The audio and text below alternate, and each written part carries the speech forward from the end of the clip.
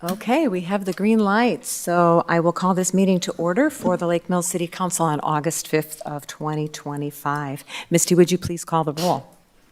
Ms. Curler? Here. Ms. Schmager? Here. Ms. Quidno? Here. Mr. Coots? Here. Mr. Waters? Here. Thank you. Please rise for the Pledge of Allegiance. Allegiance to the flag of the United States of America and to the republic for which it stands, one nation, under God, indivisible, with liberty and justice for all.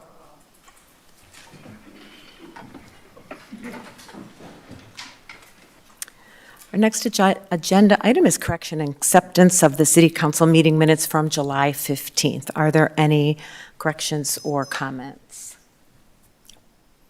Okay, seeing none, we'll accept those into our record. Agenda item 5 is board and committee reports and minutes. So we have meeting minutes from Parks Board, Plan Commission, and 2 library board minutes. Are there any comments or corrections on any of those minutes? No. Anybody? Okay, seeing none, so we'll accept those 4 sets of minutes into the record. And then we have a specifically identified Parks Board report out on our recommendations. And I do see Pat from Joint Rock Lake. Pat, were you planning to make a report tonight? No? Okay, great. All right, so we have Anita Martin. I'll invite you up to the podium to present our Parks Board recommendations. Thank you. My comments tonight are as a representative of the City Parks Board, serving as the Vice Chair of the Parks Board. On April 1st of this year, the City Council made the Resolution 2519 directing the Parks Board to develop recommendations to review, discuss, and recommend recreational amenity improvements and priorities for the Sandy Beach Park. So over the course of a couple of months, we had discussions at our regular Parks Board meeting. We had a work session in May, and we received quite a bit of public input via emails and participation at the various meetings. We also received quite a bit of assistance and recommendations from our Parks Director, Eric Schreiner. You'll see in the handout that, the 11-page handout, that we evaluated recommendations, came up with, the Parks Board came up with 10, I'm sorry, I'm a little nervous, 6 Park Board priorities, and then 6 Parks Department priorities for the Sandy Beach redevelopment as far as the recreational aspects.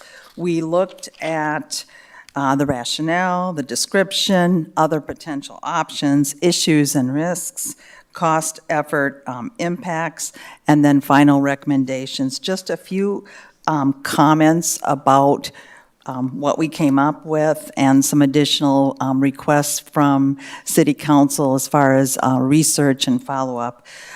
Under fence and gatehouse remove, one of the recommendations is to pursue paid parking model, further analyze parking fee structure, and further research implementation needs. On page 7, we did discuss ice skating because a number of people were interested in that as a recreational option. Keep and enhance and move and install.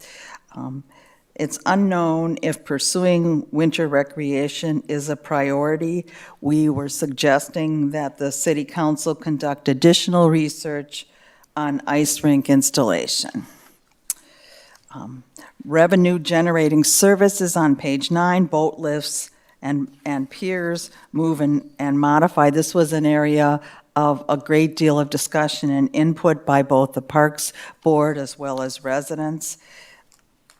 Our recommendation for the City Council is conduct further research on the possibility of consolidating boat slip piers to one location on the west side of the park.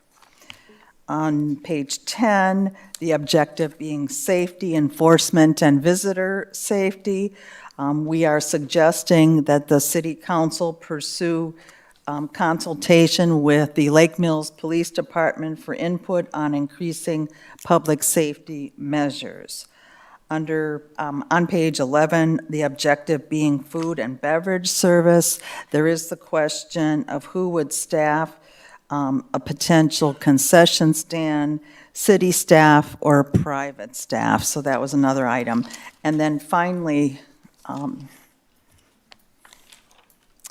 the objective of improving stormwater management and water quality, which we felt was really important.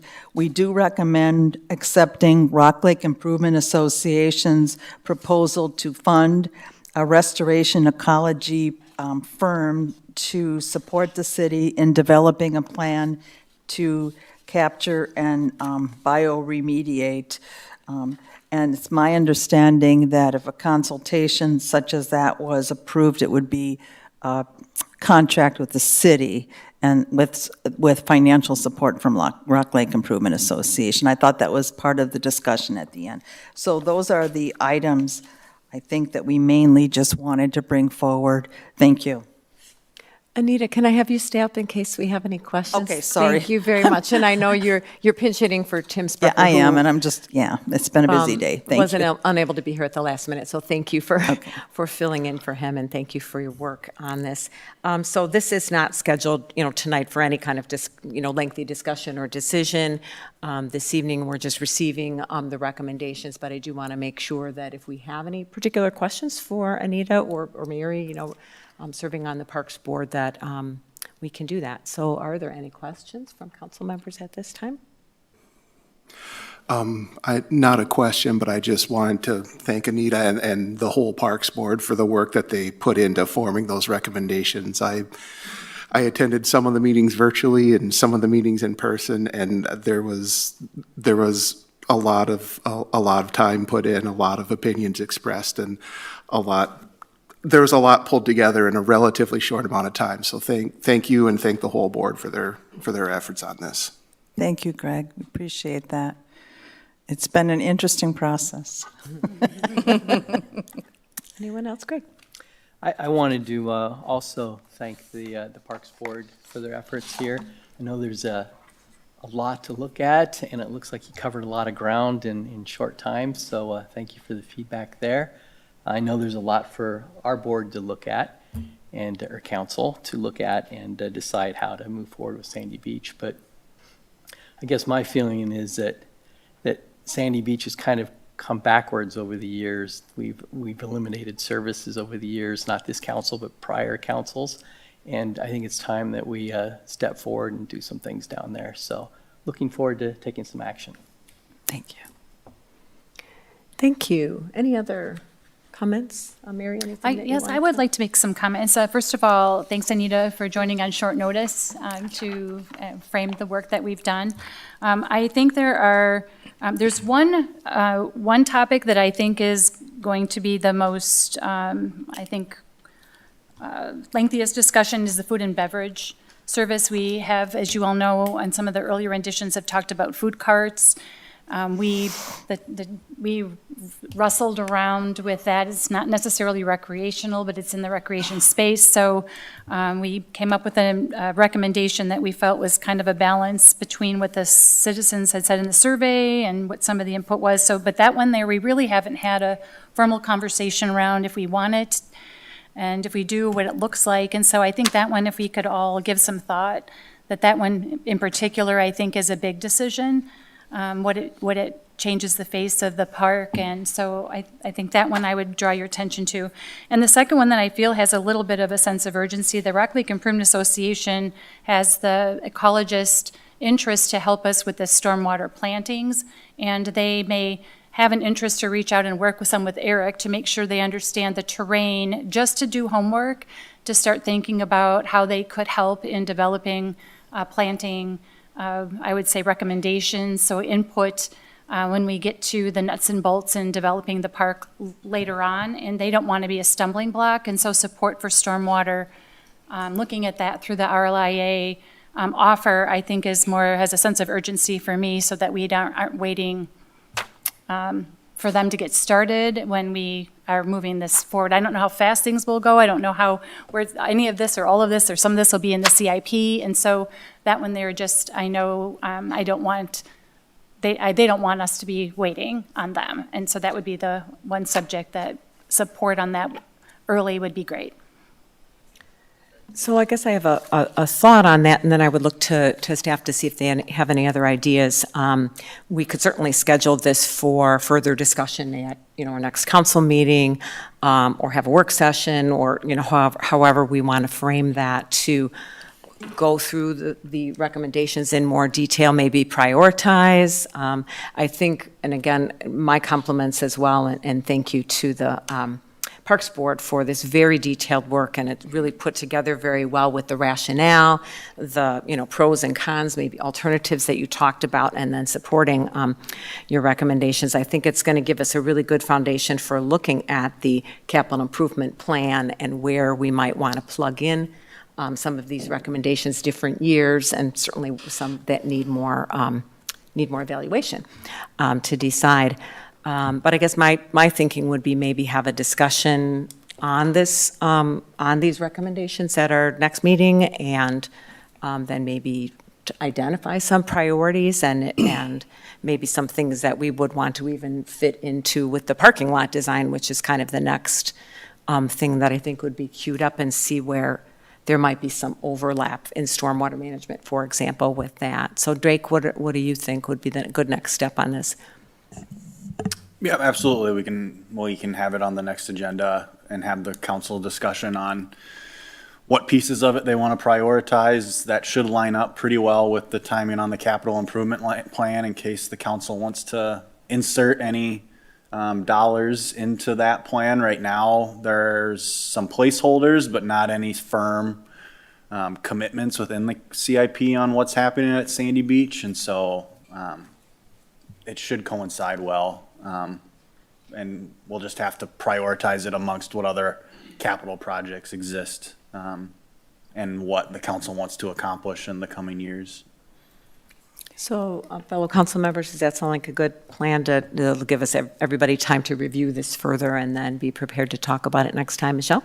I was just wondering if this would be a time during a city council meeting to be the time to have that discussion, or if we should have a separate meeting, as we've often had planning meetings regarding Sandy Beach on a separate occasion, so that we can really hone in on that conversation.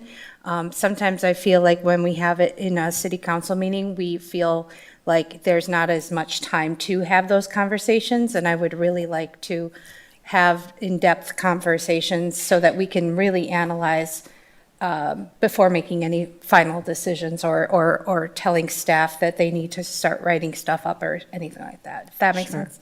Sure, yeah, and I think we'll be talking about other aspects of Sandy Beach later on the agenda, and so we may decide that we want to have a special meeting, just on those topics. So let's just assume that we're going to talk about this again at a future meeting to be determined, and go from there. Does that sound good? Okay. Okay. Okay, and thank you again, Anita. Appreciate you filling in at the last minute.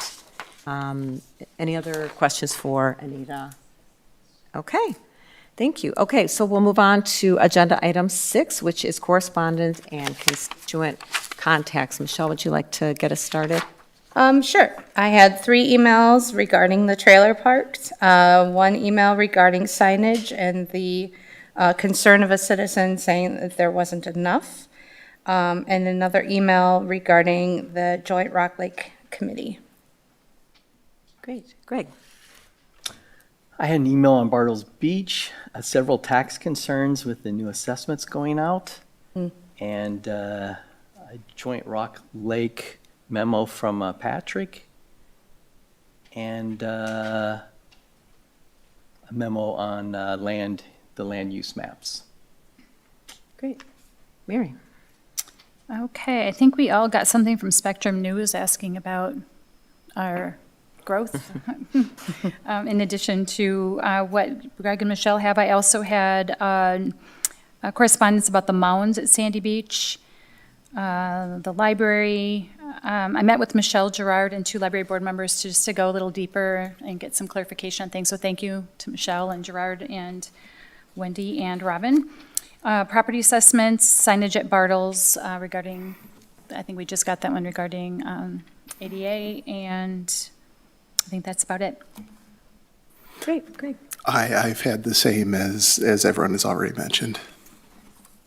Okay, thank you, everyone. And looking through mine, because quite a few messages, all the council members received them. I was looped in on some correspondence regarding a mural project on West Lake Street that I handed off to Troy, and he's following up. I got a compliment of staff regarding tree planting in this city, and I know that our forestry department is using some new techniques to hopefully increase the viability of tree planting, so that was nice that citizen recognized that.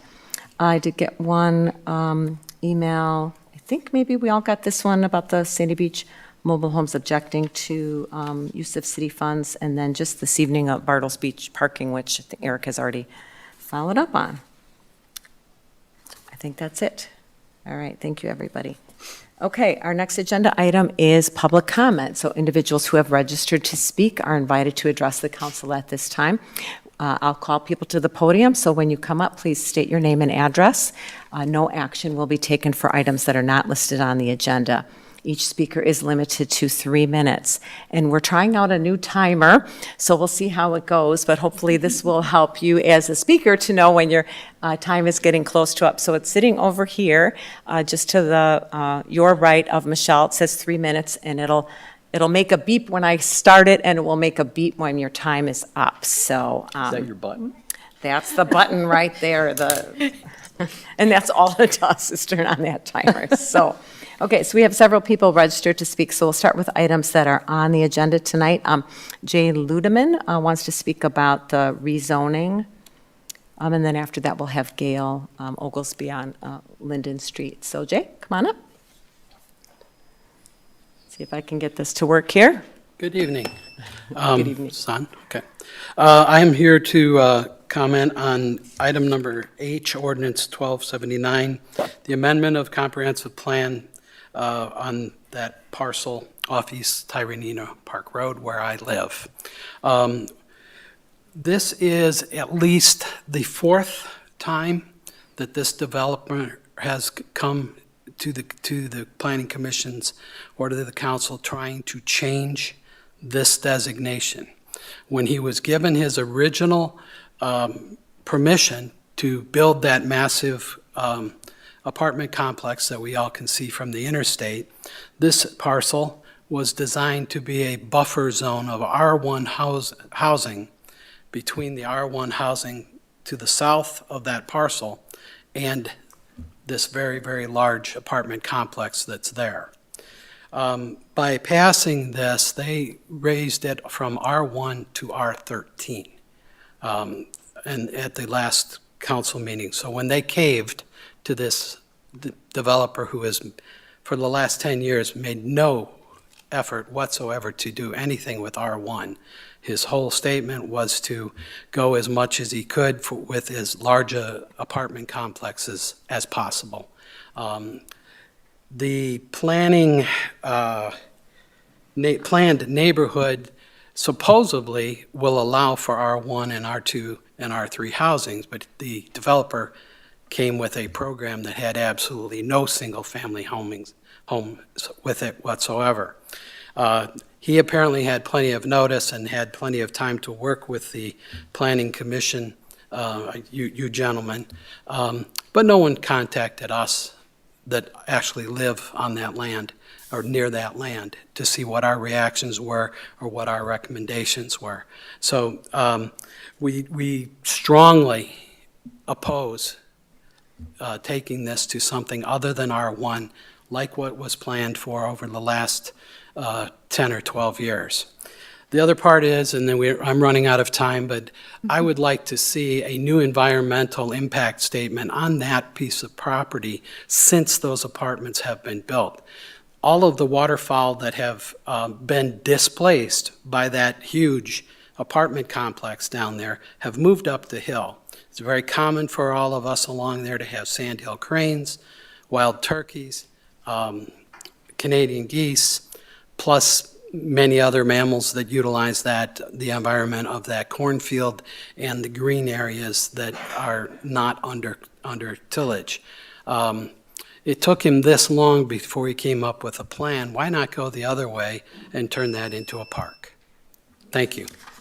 Thank you, Jay. And I don't think we got your address on the record. Can you just? I'm sorry, W7176 East Tyranena Park Road. Thank you. Thank you.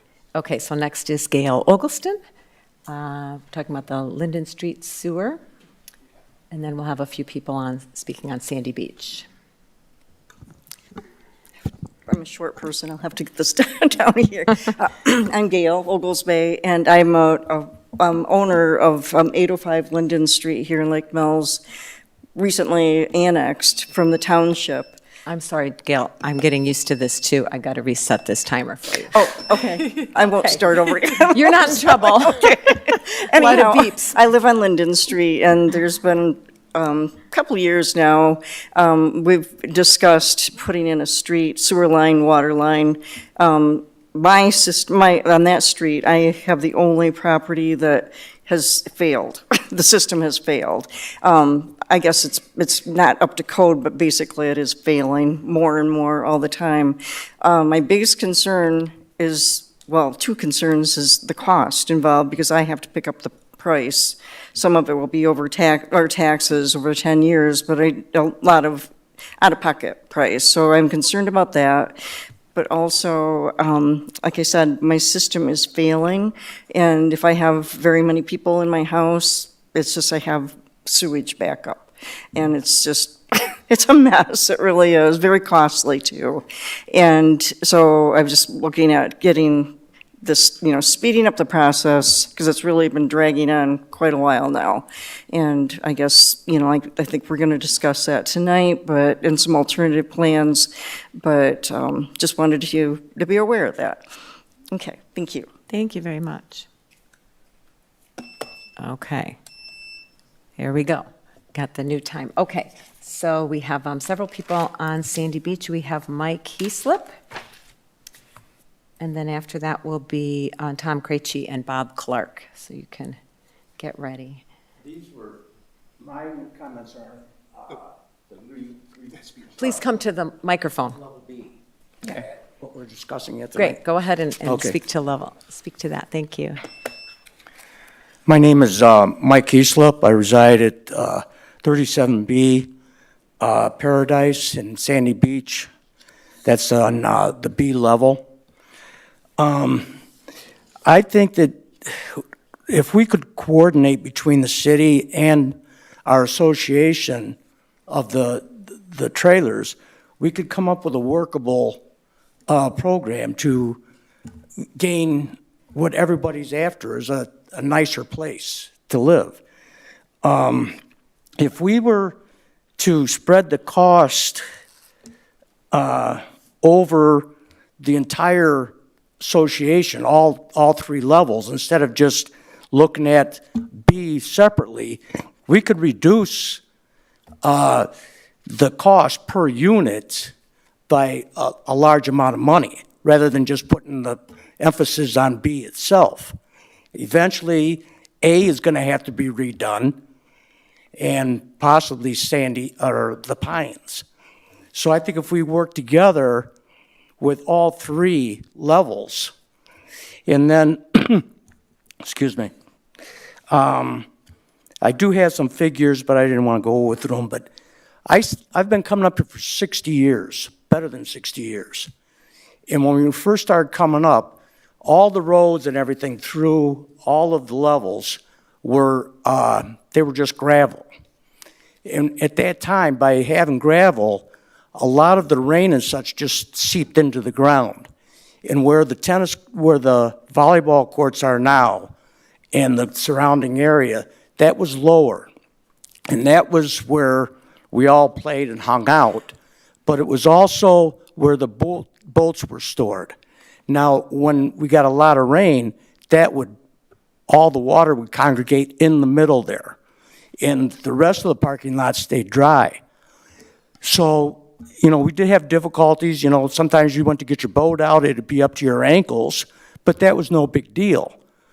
I think if we would take that and go back to where it's lower and use gravel just in that center part for the drainage, and then we could eliminate the planned water retention pond on the front of B. If we did that, that would enable more trailers to remain on that level, and then the cost of the whole project, we spread over more trailers. I think this is something that we should look into and talk to about the association, with the association and the city. I want to thank you for your time. Thank you. Right on the dot. Okay, let's see. Next is Tom Craichie. Speaking on Sandy Beach. My name is Tom Craichie, and I'm speaking on behalf of the Rock Lake Improvement Association Board of Directors. The Rock Lake Improvement Association and our membership would like to thank the Parks Board for the time and effort they put into developing a well-thought-out recommendation for the Sandy Beach Park redevelopment. Excuse me, Tom, I have to start the timer. Sorry for the beep. RLIA is supportive of the Parks Board recommendation that was given tonight. We are hopeful that the City Council will move forward with the Parks Board recommendation, particularly as it relates to stormwater and water quality actions that protect our lake and its users. The RLIA is ready to fund a restoration ecologist to collaborate directly with the Parks Board under a contract with the City of Lake Mills to develop the design, and we respectfully request the City Council to approve that action. Thank you. Thank you. Okay, our remaining speaker on Sandy Beach is Bob Clark, and then J.B. Clark, you'll be next. So while he's coming up, I'll take care of the beeps.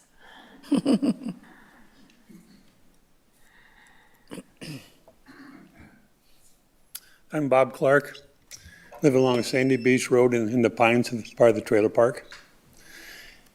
I read all what you're doing with the park and to bring it up, but no one ever addresses the idea of what's going to happen to the sand. You want people to come to the park. A week ago Saturday, I was sitting on the boardwalk there. I took a walk down to the lake to take a dip, and I crossed over 57 pieces of goose dung in that small area. And of course, I had to walk back. If you take the whole of that west side, there was probably 1,500 people on that beach. There were children burying themselves in the sand, swimming in the sand, rolling in the sand, building sand castles. If their parents knew what was in that sand, they wouldn't even come to the beach. So as you spend your money to improve the beach, think about the sand. Thank you. Thank you. Okay, our final registered speaker is J.B. Clark.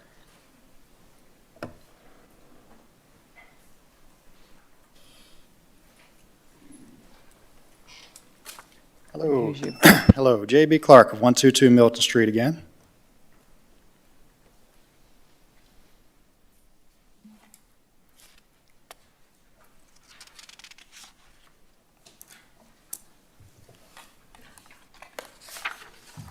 Thank you. Thank you. Thanks.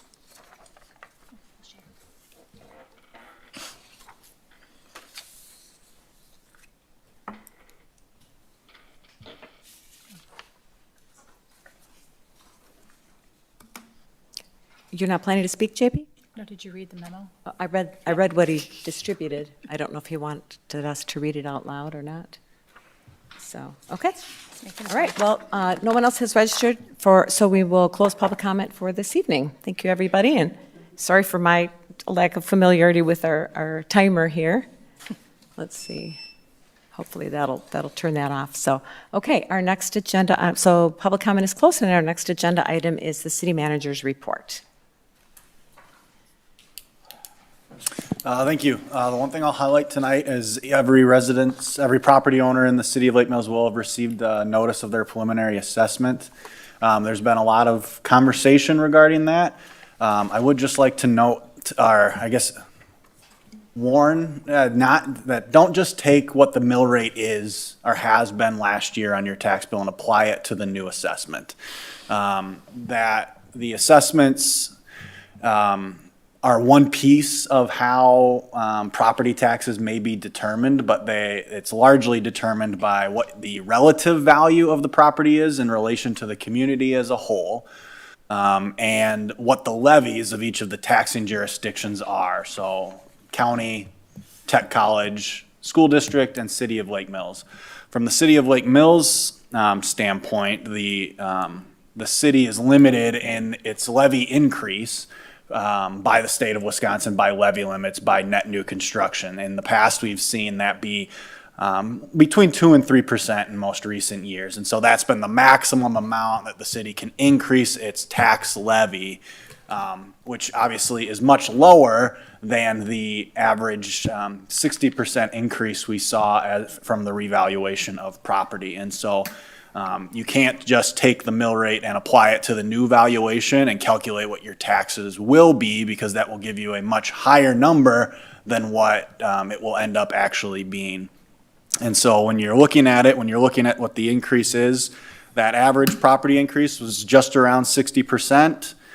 So you have to look at what the property's increase was in relation to the increases of everybody else's to know how it may impact property taxes in the future.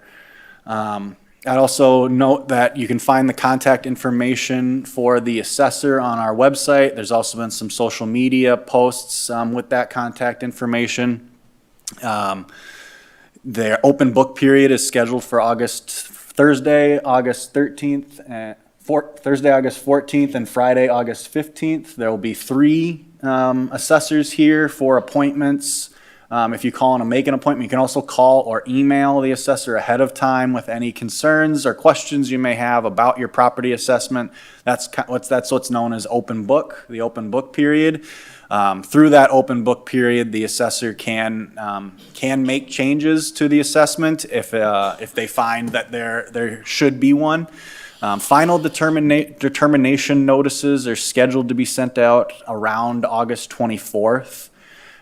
If you haven't been able to resolve any questions that you may have with the assessor during that open book period, that's when you can contact City Hall here and ask for an objection form where you can formally object to your property assessment at the Board of Review, which will be in September. So that is how that process will lay out, but I would just like to reiterate the reminder that what your mill rate was last year is not what the mill rate will be applied to on the new valuation of the property. And that the more important factor is the value of the property in relation to everything else in the city of Lake Mills and what the taxing jurisdictions levy for their budgets, which won't be settled until likely in November for each of them.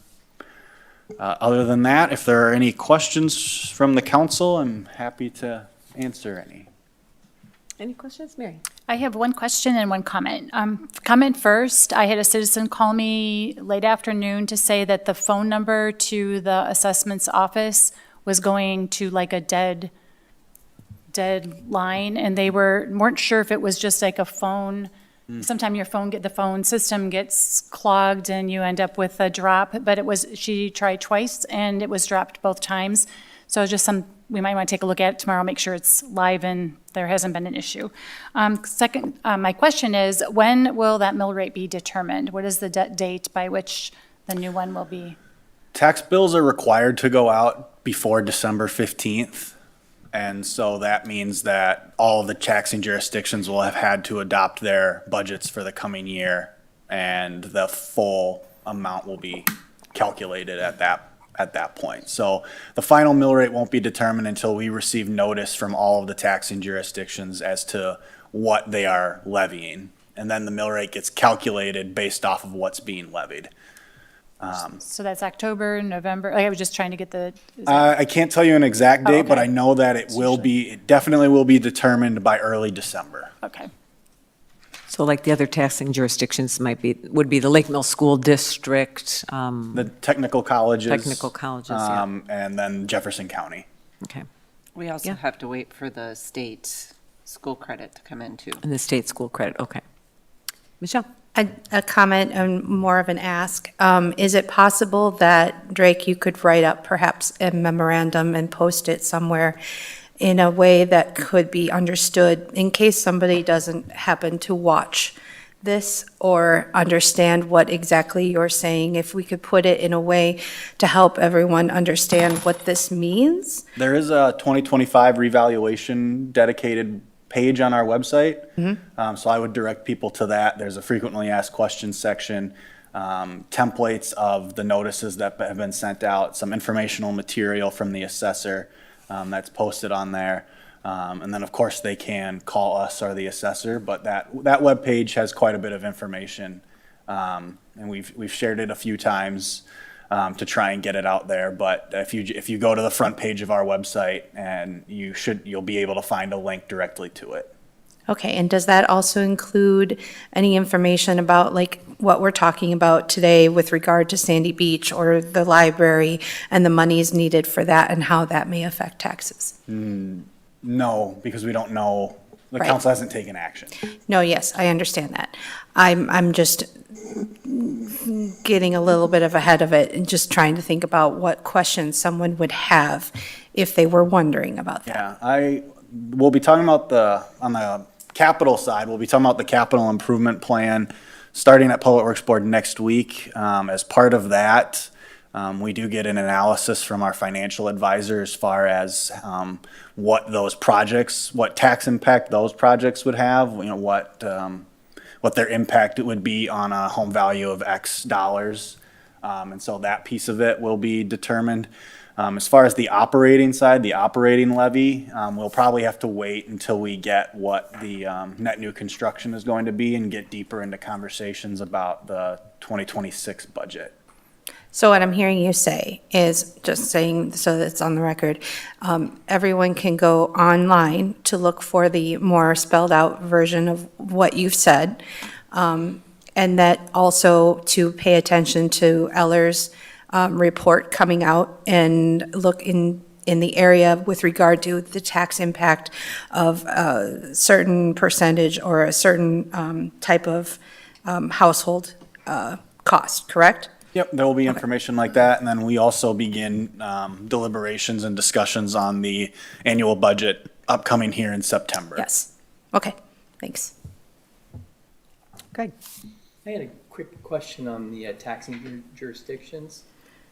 Just wondering if the community that maybe has a higher assessment value as compared to the other maybe townships in the instance of our school district, would the community with the higher assessments be penalized, or is it broken into different segments for that process?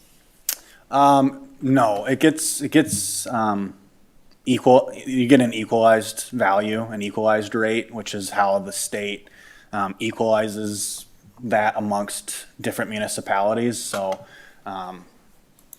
for example, we have been assessing at 67% of fair market value is what our last one was. And so that gets denoted when the equalized mill rate is being calculated. And so it controls for those, if we are valued higher, truly, if the property values are higher, then then it's that.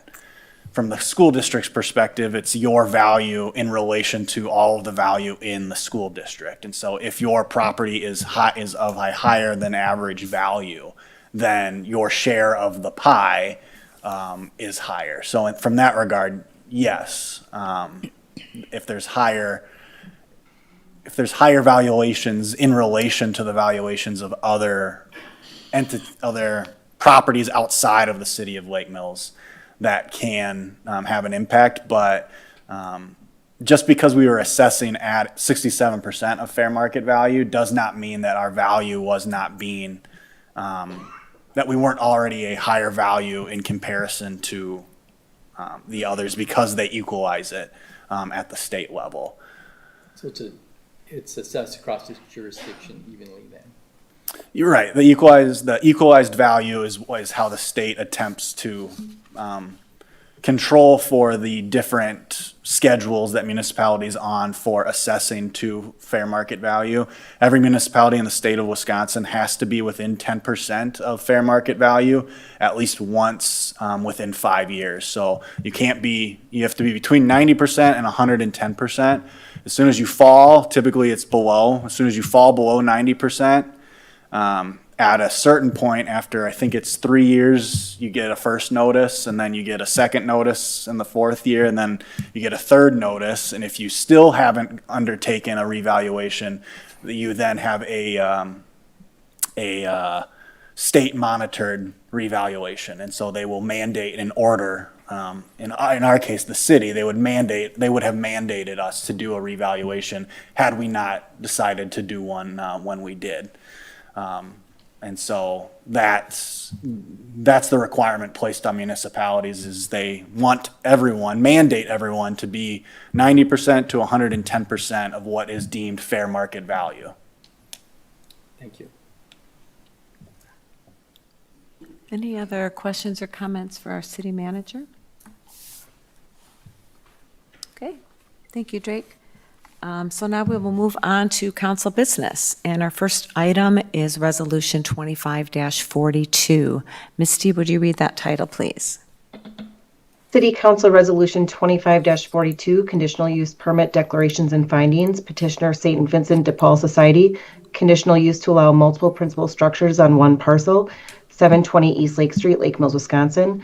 Parcel number 246-0713-1312005 and 246-0713-1313021. Okay, why don't we go to staff summary of this one before we get a motion? Good evening, Council.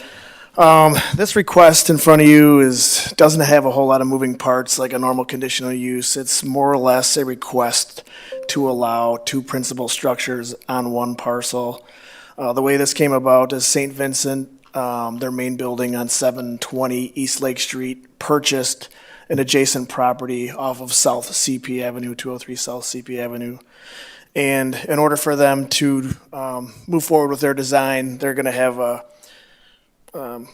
walkway / parking between the two buildings. So they wanted to drop the property line, and make it one big parcel there on the corner. Our ordinance doesn't allow multiple principal structures on one parcel without a conditional use. We hawed around and thought maybe we would consider this an accessory structure to the main building, but staff just kind of decided this would be a cleaner way to address this because it's already its own principal structure on its own parcel. And we just didn't want to leave that as a gray area, as an interpretation to be an accessory structure. So asked St. Vincent to apply for a conditional use to ask you guys for an allowance to have two principal structures on one parcel. Thank you. Any questions for our zoning administrator? Great. Great. Coots, did you have a question? Mary can go. Oh, ahead. no, I didn't. Why is it necessary to combine the parcels then? Why not just leave them as two separate parcels? Well, the main reason is setback issues. They wouldn't be able to have, a driveway across, and really preference for them. There is some representation here that they'd be able to answer a question for you exactly why they wanted to do it, but it cleaned it up for them to kind of use this building, part of their food pantry, back and forth, and I guess maybe there'd be a different answer. I don't know. I guess I'm looking to you guys to see if there's anything that would clear that up.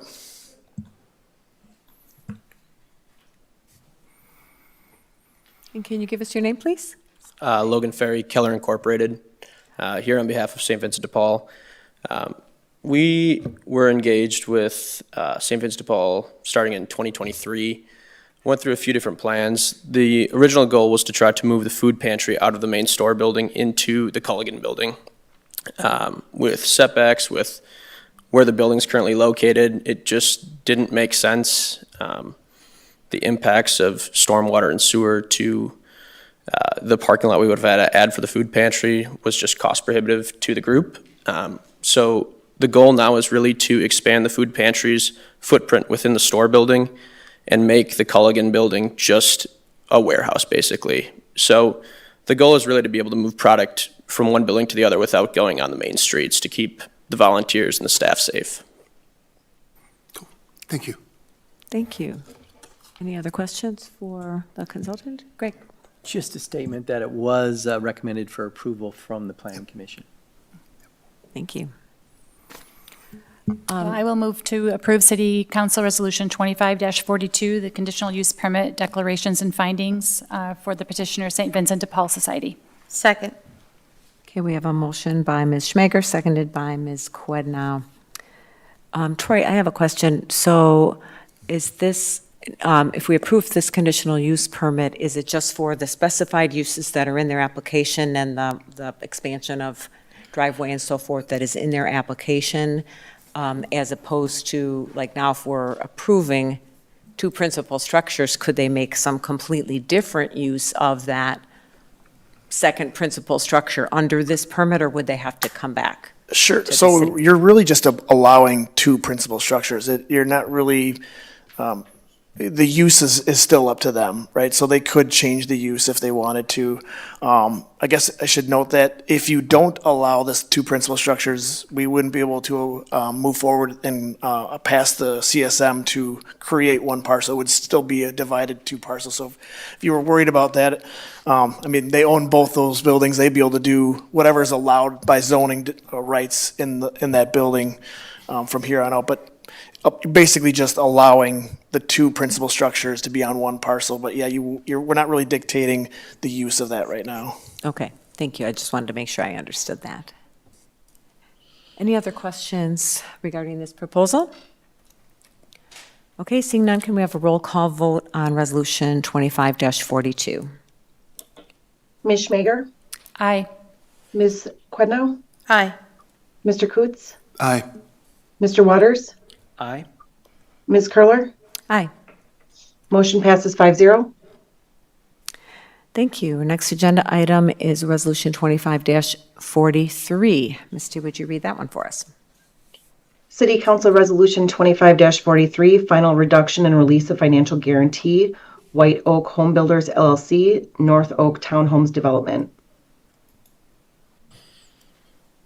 I move to approve City Council Resolution 25-43, final reduction and release of financial guarantee of White Oak Home Builders LLC, North Oak Townhomes Development. Is there a second? I'll second. Okay, we have a motion by Ms. Quednow, second by Ms. Schmager. Staff, any summary that you would like to provide? We've exited the warranty period for the public infrastructure as part of the development. There have been inspections of the project to ensure that what was constructed is what was agreed upon as part of the plan. And therefore, there's no longer a reason for the city to be holding the letter of credit, and we recommend reduction and release of the final letter of credit, financial guarantee from North Oak Townhomes. Thank you. Any questions or discussion? Greg Waters. And this closes the financial obligations? Okay. Correct. So we wouldn't have a mechanism to draw upon it for a deficiency, but we're outside of the warranty period regardless. And so this is a small portion of what the letter of credit originally was. It's been reduced several times over the last couple of years. And so with the warranty period expiring and the final inspections being complete, there's no need for the city to continue holding it, or really a justification for us to continue holding. And it's specific to public infrastructure, which has been inspected by the appropriate city staff as well as engineers and deemed accepted. And we have a 1-year warranty period, I think, at acceptance, and then that has recently expired. Thank you. Any other questions or discussion? Okay, seeing none, Misty, can you do a roll call vote on Resolution 25-43? Ms. Quidnow? Aye. Mr. Coots? Aye. Mr. Waters? Aye. Ms. Curler? Aye. Ms. Schmager? Aye. Motion passes 5-0. Thank you. Next item is Resolution 25-44. Misty, would you read that title for us? City Council Resolution 25-44, rejecting all bids for Linden Street Sewer and Water Project, Lake Mills, Wisconsin. Drake, you want to give us the staff report on this? Sure. So if you recall, we originally bid this item as an alternative to Milton Street. At that time, rejected that alternative due to costs. We chose to bid again. We did see a minor reduction in cost through that bidding process, but we were still in excess of $200,000 for the extension of utilities. There was a alternate bid in this as well for some minor stormwater improvements, which was about $11,000 additional. It's significantly higher than what the opinion of probable cost was. We were expecting it to be more around the $170,000, $175,000 range. There's only 3 properties that this main, I should say, would serve, and so that cost on past city practice would be to special assess the cost and divide it amongst those 3 properties. Only one of the properties is currently annexed in. The city can't special assess township properties without permission from the town board, and therefore we'd have to recoup costs at the time of annexation, likely through connection fees or something of that nature at the time. That's in excess of $70,000 per household. This is a difficult project because it's such a short stretch and the pricing is much higher than we would have anticipated or seen in the past with what is likely just market increases in costs that we've seen. So there are some options for you laid out in the memo. It has been city practice to special assess for these. It is the city's prerogative whether to do so and how much to special assess. So you could award and choose to special assess a portion or none at all and complete the project as it was bid, which would bring water and sewer into Linden Street. Based on past city practice is where we're recommending the rejection of all bids, that we consider that the full assessment of these costs to those 3 properties would be cost prohibitive on those property owners. There is a 10-year period of payback, but it's still a significant amount, especially as the city wouldn't even be able to recoup many of those costs regardless until those additional properties annexed. If we do reject all bids, what we will likely look at doing is we've been in talks with some contractors for what would essentially be a long service from the main on Pine Street and extending to the property line of the annexed property. And so that would be a sewer-only solution. There would not be a similar water extension at that time, as the well is still in good working order and is not failing at this time. That would reduce the city's costs significantly. That would be ultimately special assessed under past practice by the city. We'd still be looking at a total estimated cost. None of these would be final numbers until we have formalized the quotes we've received as well as coordinated with the property owner for the private side. But essentially, we'd bring it to the property line. We're looking likely between around $15,000, between $15,000 and $20,000, an additional $15,000 estimated on the private side for a grinder pump as well as piping on the private side of things. So we're still looking at a $25,000 to $30,000 total cost for this, but obviously significantly less than what would be required if we went with the full project. So there's also there's a question of special assessments and how the city council would like to, whether the city council wants to continue with the past practice that we've done over many, many years. Otherwise, there is an option we've been exploring for a lower cost option. We have talked to the property owner about it. The property owner does have a contractor on their side that they've been talking to for this potential solution. We have gotten 3 quotes.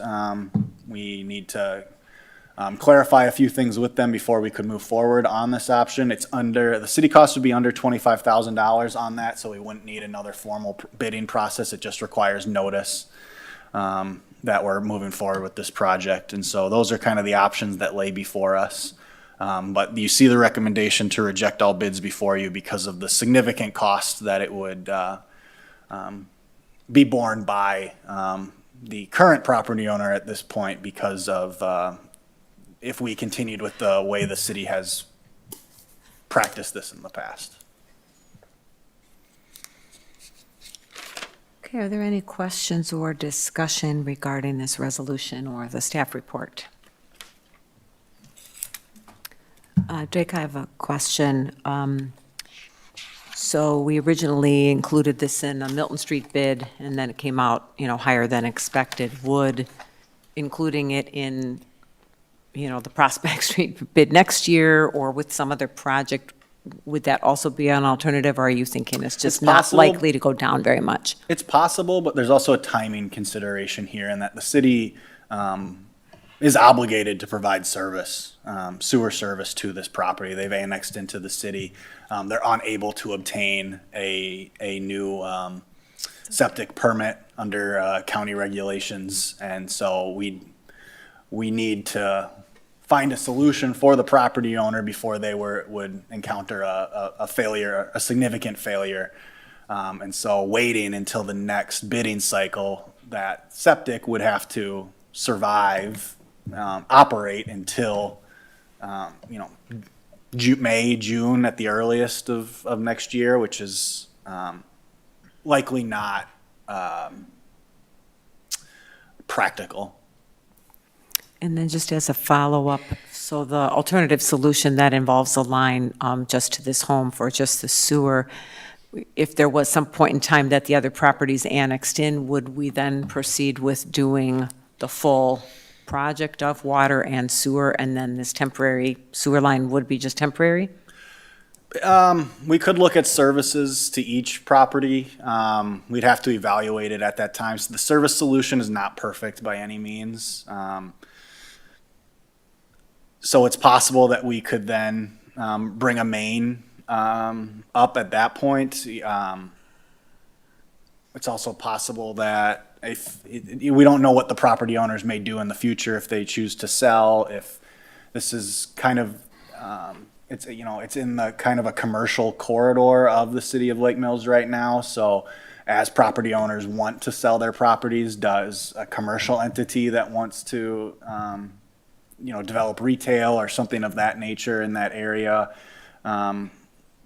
purchase properties from property owners, at which case it's more financially viable for them to handle the cost of the full water and sewer extension. We have not heard from the other property owners that their wells or sewers are coming up on failure. They could contact us at any time, but they haven't, to this point, told us that they're coming up on a failure. So it would be simpler if everything happened all together, right? All 3 properties required service, but that's not typically how these things work out for us. And so it's one of those, it's not a great answer, but we'll kind of have to figure out what we would do moving forward. If we do go the service route here, we can obviously extend more services off the main. It gets more expensive. This is the middle. Just so there's another property just further on Linden, which would be a further cost to do a service on. We could also choose to incorporate it into a future project without the intention to special assess at that time and allow those residents to hook up if we got more favorable pricing there. This is unique there's just so few homes that would be served by this extension. And so there's very few economies of scale to reduce the costs of this that would be ultimately borne by the property owner. And so that's why we're looking at what is perhaps a suboptimal option from the city's perspective, but one that allows us to fulfill our obligation to the homeowner and reduces some of the financial burden that would be placed on them. Thank you. Any further discussion, Mary? Oh, I'm curious if you have an example where we've done this before and how much the special assessment was for each homeowner, like a longer street that would have had more, how much would they have spent per person or per household? I could come up with it, but Okay. I don't have it for you right now. Okay, I'm just trying to understand the reasonableness between what someone else may have faced in this scenario. This 70,000 does not seem, I agree, that is not, a cost I would want to pass on, but the alternative, and at least the cost of it sounds reasonable. What are the risks for that solution? Are there any risks that are going to be more cost in the future? The most recent Farmers and Merchants Bank annexed in, the city did not extend at that time because they had functioning wells. They're on city sewer. Did not extend water, but there is an agreement with them that when water is available, they'll pay for their portion of that connection. So we have done that in the past, but that's a little different because they're not receiving any water service from the city right now, and they had a functioning well. It wasn't expiring. I would have to do some research on what our past special assessments have been. We have not done a special assessment since I have been with the city the last 3 years. So we're likely going several years back, which was in a different bidding environment than we've seen since in the inflationary years, and that, the current environment that we're in. Any further, Greg? On that temporary single service, how long would we project that would? It'll last for a significant amount of time. We don't have to call it temporary. It could function for the life of the pipe that's in the ground, essentially. It's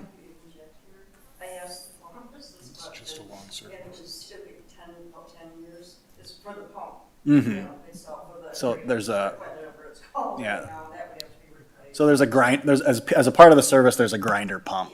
That grinder pump would 10 years on that, but the pipe in the ground will last longer than the pump will. The piping they put on the private side to bring service into the home will last, and so we could connect to it in the future if we were available, and we could take into consideration the amount that's already been paid by that property at that time. We don't expect it failing. The pump will fail before the pipes do. Okay. Any other questions or comments? And the pump will be privately owned.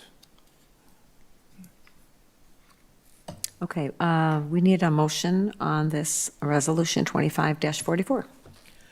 I'll motion to approve City Council Resolution 25-44, which is to reject all bids for Linden Street Sewer and Water Project. Second. We have a motion by Mr. Waters, seconded by Ms. Schmager. Any further discussion? Seeing none, Misty, would you please call the roll on resolution 25-44? Mr. Coots? Aye. Mr. Waters? Aye. Ms. Curler? Aye. Ms. Schmager? Aye. Ms. Quidnow? Aye. Motion passes 5-0. Thank you. Next resolution is 25-45. Misty, would you read that one for us?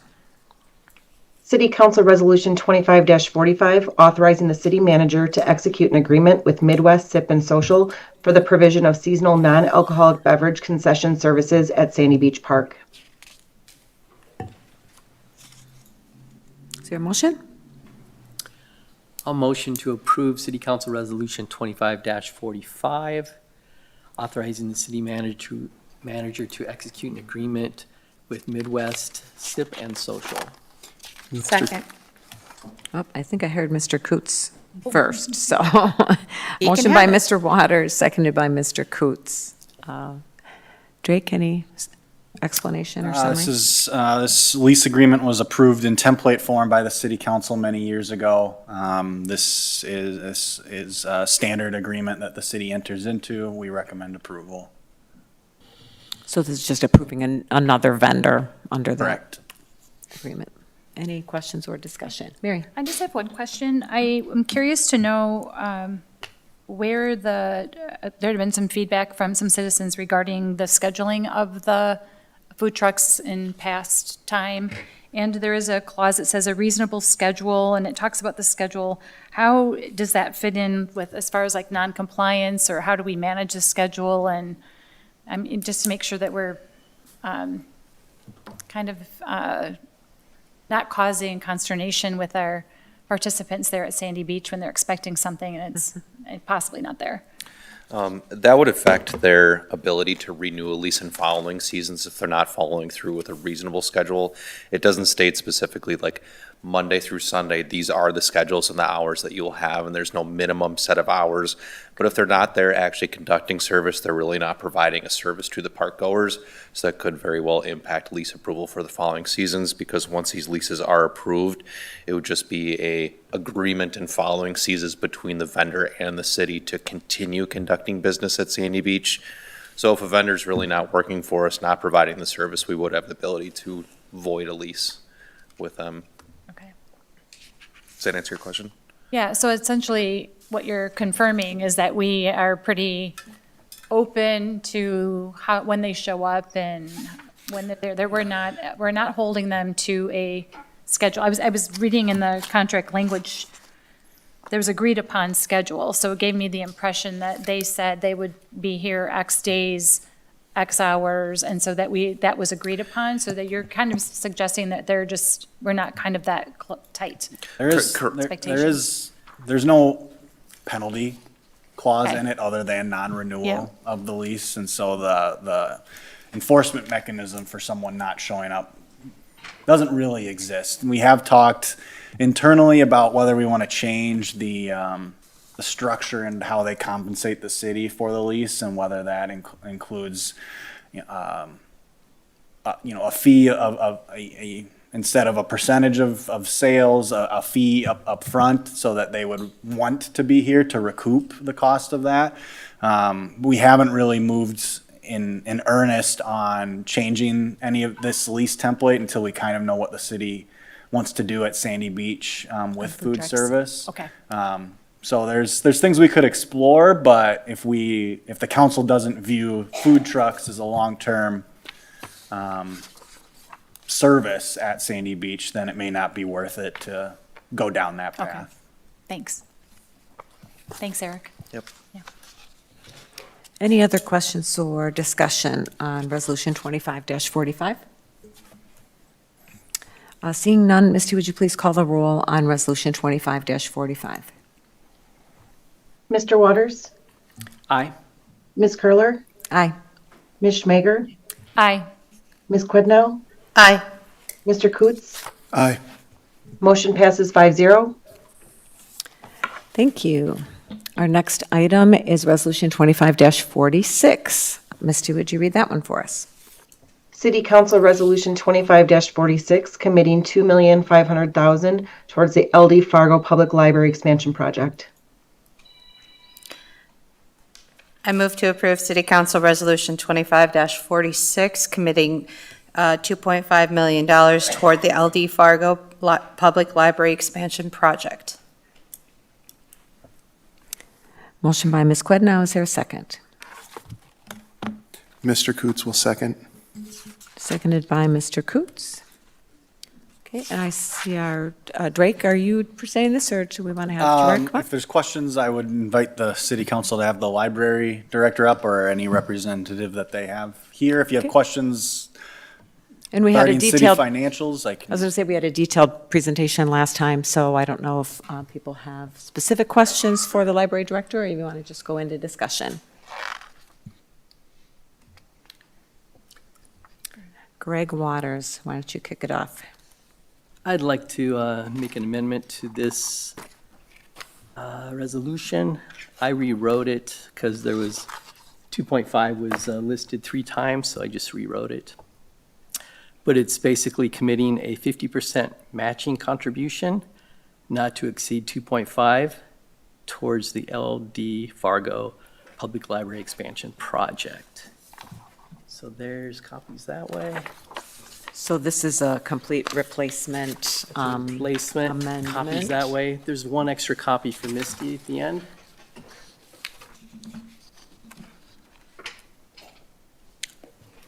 Can you maybe walk us through what's different? I can reread it. I did fluff it up a little bit. Whereas the LD Fargo Public Library Boards of Trustees has identified the expansion of the library facility as a significant priority to maintaining and enhancing services to the community, and whereas the Board of Trustees has estimated a budget of $4.5 million for the expansion project, and whereas the financial feasibility of the project requires a partnership between the City of Lake Mills and other funding sources, including grants, foundation support, and private donations, and whereas the City of Lake Mills is willing to provide 50% matching contribution to support this project, not to exceed $2.5 million in total city funds, and whereas the remaining funds, at least $2 million, will be secured through non-city sources, including grants, foundation contributions, and private donations, and whereas in 2025, a referendum has been held asking the voters of the City of Lake Mills whether to support a city contribution of up to $2.5 million for the library expansion project, and 55% of the voters approved, whereas LD Fargo Public Library provides essential education, cultural, and informational services to the city's growing population, and whereas proposed expansion of the LD Public Library is in the best interest of the city and its residents. Now therefore be it resolved by the City Council of the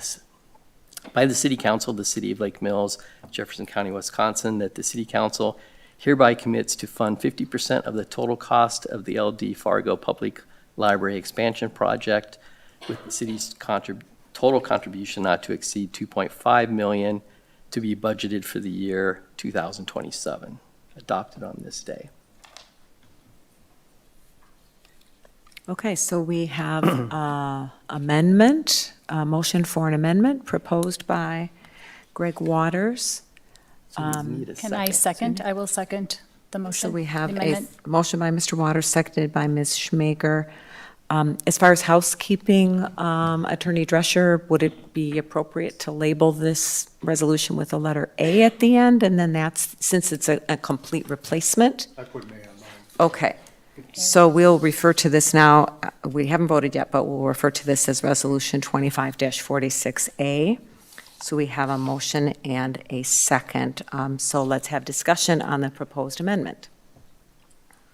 Greg, do you want to give any further information about the purpose of your amendment? Well, my thoughts is that the City Council would be willing to support the project up to 50%, but not to exceed that amount. Currently, as written, we would be exceeding 50% amount, and I think it's more appropriate to be at this level. Hopefully, we can get more contributions from the community and still donate the 2.5 and take it up to about a $5 million project, but that's up to the Library Foundation and their fundraising efforts. So it does leave it open for that possibility. Any other discussions? Mary? So I support the 50% matching contribution. I think it puts a balanced perspective and skin in the game for the library board to really go after the funds, and the city then being at equal share. I am pausing on $2.5 million. I still am concerned with not having the CIP in front of us to know what we are planning to commit to in the next year, but feeding into 2027, and the overall impact on whatever happens with the new mill rate. And We haven't made our decisions yet on our Sandy Beach investment, which is on the CIP. And so I am worried that when I think about what is it that, if we had to say we are comfortable adding X percent increase to our citizens' pocketbooks, what would that increase look like? And then how does the money we provide to this and other things all apply when we look at it as a whole against our strategy? Because our strategy did not have this. I mentioned the last meeting, I mentioned today, the city, I 100% support the city being a contributor, but I am worried about the amount that, without having the big picture, that it's a large amount, but we have other large investments that we have been discussing that I don't know what they are, and so I feel like it's going to be an and, and then when we look at it as a whole, we have pushed some of our citizens out of their ability to stay here. So I would have said at an exact amount to be determined after we have the CIP discussion, which would be in a few weeks. So I would it's like a pause just on committing to 2.5 today. Recognize I'd like the 50%, but I might be 50% up to 2 million, depending on what the CIP looks like. And when we balance 2027 and look at that, what can we afford, or what do we want to afford? And maybe it is 2.5 might fit in beautifully, but I feel like I don't know yet because we haven't had that discussion about some other big hitters that were in our priority set. Can I make a comment? Yeah, Michelle. I have to formulate my words correctly here. There will always be something. We know that there's upcoming projects. We know that at 20 years down the line, there's going to be a need for a potential wastewater treatment plant that's going to be a ton of money in comparison to this. I am well aware of the need that the community had for updating our Sandy Beach, and that has been a long time going project, but so is the library. And as I've mentioned before, the library has not requested funds to grow in any capacity. I would hate for it to be held up because of worry that there would be another cost for something else, when we know for a fact that this is going to benefit our community. The Sandy Beach will benefit our community too. But I would really hesitate in saying that one is better than the other. That's not where I'm going with this. What I'm thinking about is how that money will pay dividends down the line. And there's a good chance that, it'll be another 75 years before the library asks for money again, because we have expanded to a point that we can meet that capacity of services. And as far as, we've been dealing with a lot of communication with regard to assessments, and a lot of people are really freaking out, thinking that this is going to greatly impact their ability to stay in Lake Mills. And I would caution that thinking. I would caution the way that it will, we have to spend money sometimes to do the things that are beneficial for all. And this is one of those situations where I think it's important that we recognize this is a community need and a community service that Greg did a very good job of highlighting more specifically the things that this community benefits from the library. With increasing with increasing the size, and where over 50% of it is there to help children, I cannot come up with a better investment in my mind. Thank you, Michelle. I guess I'd like to weigh in on this. I'm I think generally in support of your amendment, Greg. And I particularly like how you highlighted that it is a partnership. It requires a partnership between the city, other funding sources, foundations, private donations, et cetera. The city owns the building and owns the property. It's sort of a unique situation because the city owns the building. The library board is a separate entity that, governs the operations and the decision-making there.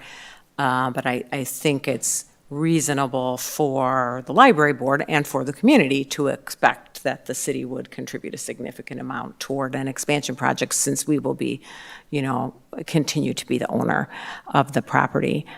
I appreciate your remarks, Mary, about, how does this line up with the CIP and the other things that, we know that we're going to need to make investments in. But when we need to make investments, I think we can do them quickly. When we needed to buy a ladder truck, we did it. We knew we needed to do it. It was long overdue, and I believe that this expansion project is long overdue, and the library board and the community has been working on this for a very long time. So I'm prepared to vote on that commitment tonight because I think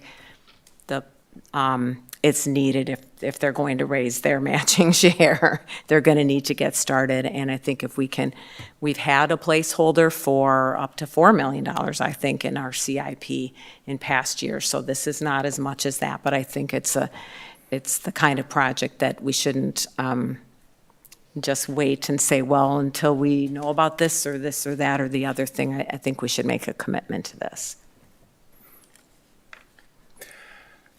Any other discussion? Mr. Coots, you want to say something? Yeah, I'm concerned about the CIP too, but this is the only one of these special projects that we're talking about and considering coming, in the future that has already passed a referendum. And the referendum that was passed by the voters wasn't conditional or matching or anything like that. It was for a set amount.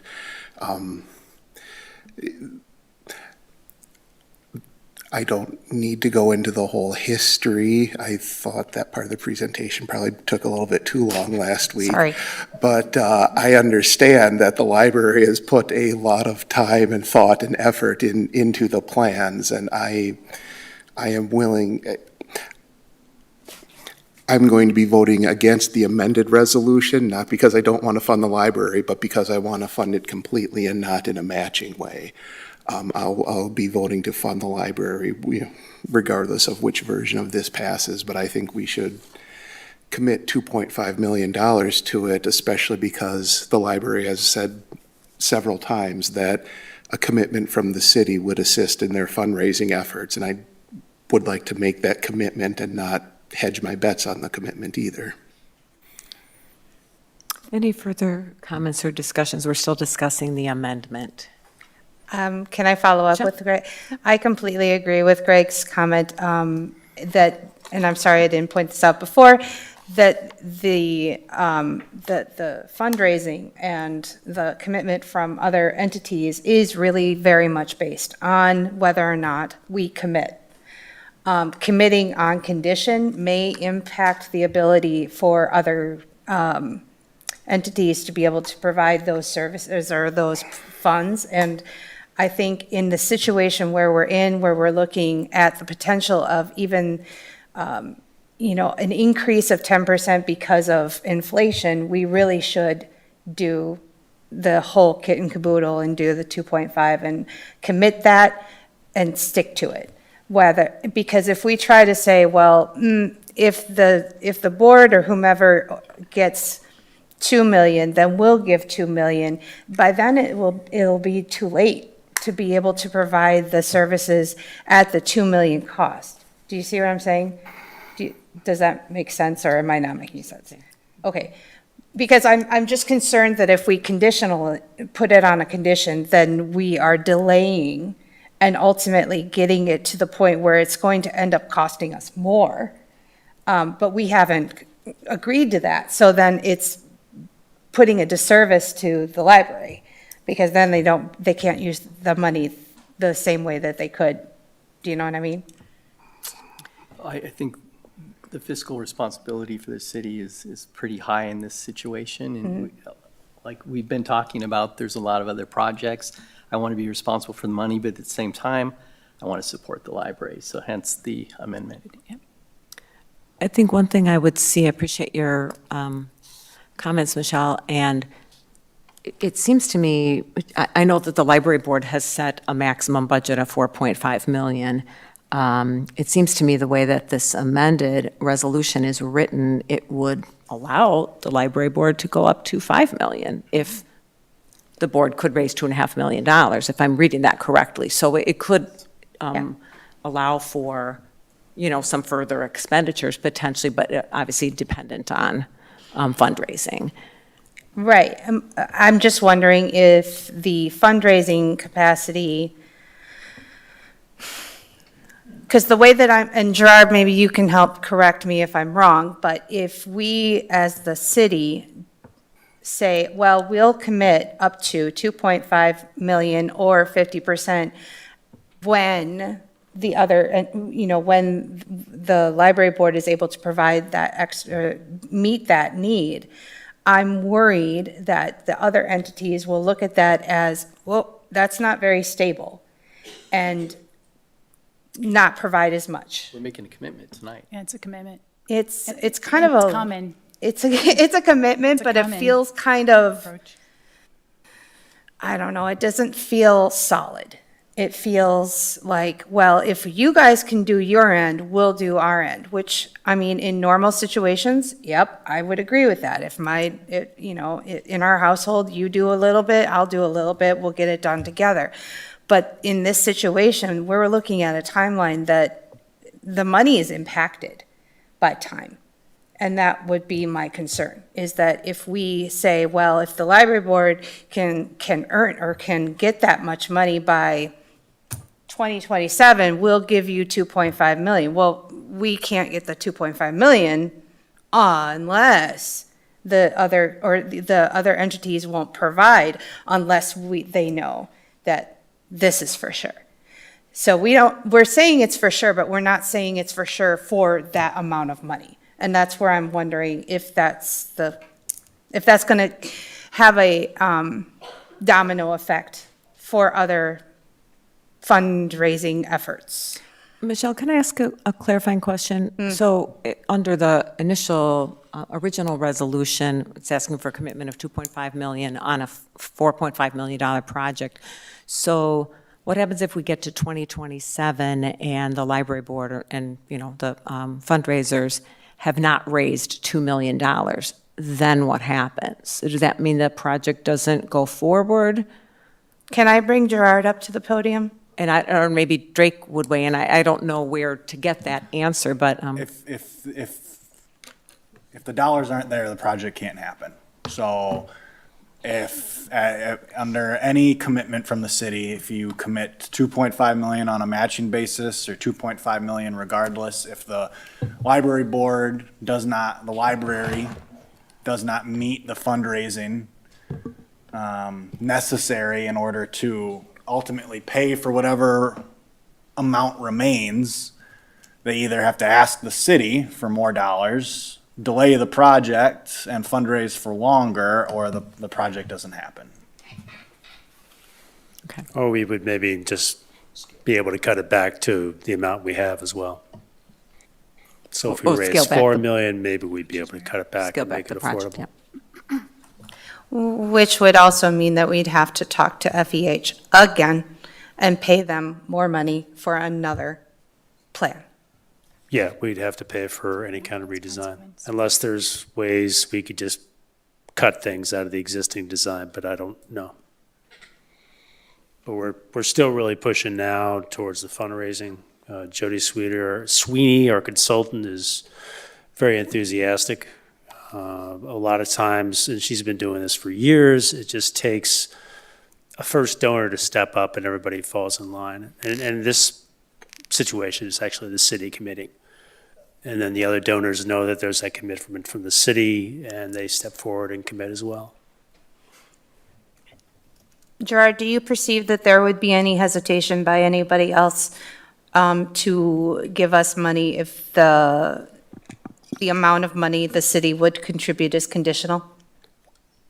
That was teeing up the question, right? Yes. There's at least one foundation, they've said they want to see the city committed. They don't want to obligate that money, give it to us, or have it sitting unused without knowing that the project is going to be successful. And to be successful, it has to have the city commitment. And there's a number of other private donors that we've heard from, and I've heard through secondhand as well that they want the city to commit the funding before they're going to give any gifts. I don't see the word unconditional in my, I agree. in This my is a amendment. commitment. It's not maybe It's a the, solid amendment. it's a commitment. It is a commitment, yes. The part that makes me think conditional is up at least, or up to. Yep. Mhm. Is there any other discussion, comments, questions on Resolution 25-46A, which is the amendment introduced by Greg Waters? Okay, seeing none, Misty, would you call the roll on the amendment to City Resolution 25-46, which we're calling 25-46A? Ms. Curler, Aye. Ms. Schmager, Aye. Ms. Quidnow, No. Mr. Coots, No. Mr. Waters. Aye. Motion passes 3-2. Okay, so we have motion 25-46 as amended, and then we still need to You'll now vote on that. On amended Vote on the amended adoption. motion, unless someone wants to make another amendment. Is there any further discussion or amendments?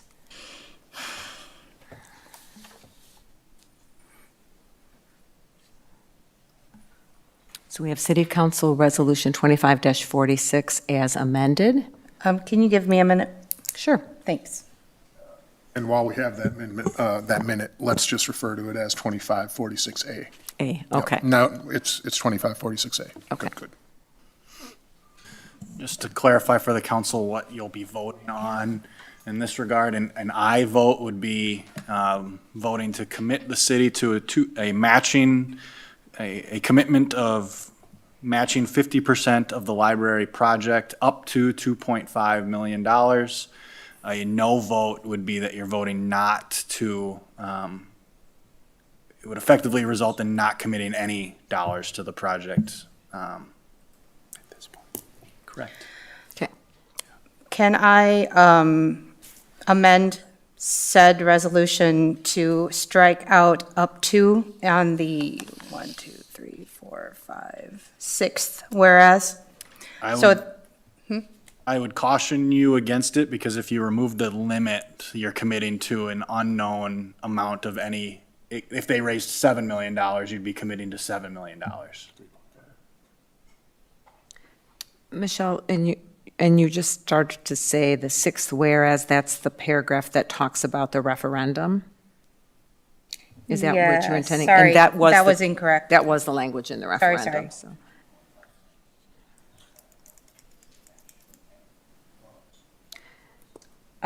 Would you like to take a recess? Or are you? No, fine? I'll Okay. just, I'm sorry, just give me fine. 1 minute.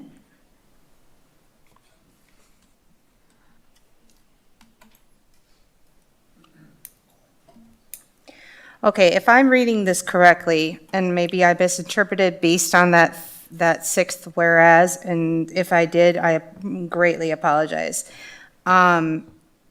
We are, as the city, committing 2.5 million as long as the library board's fundraising meets 2.5 million.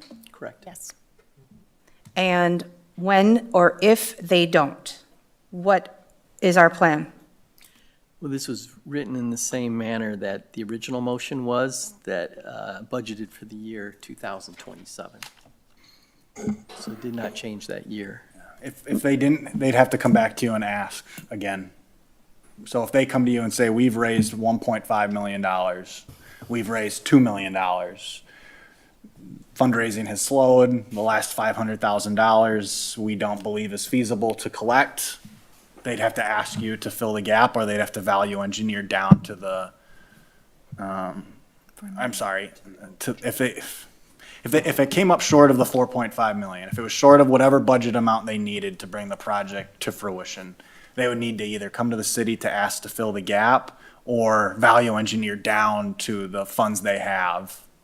So if they raise 1.5 million and the city would then match 1.5 million, they'd have to value engineer down to 3 million or ask for more money. If they raise $2 million and the city then matches 2 million, they have a $500,000 gap.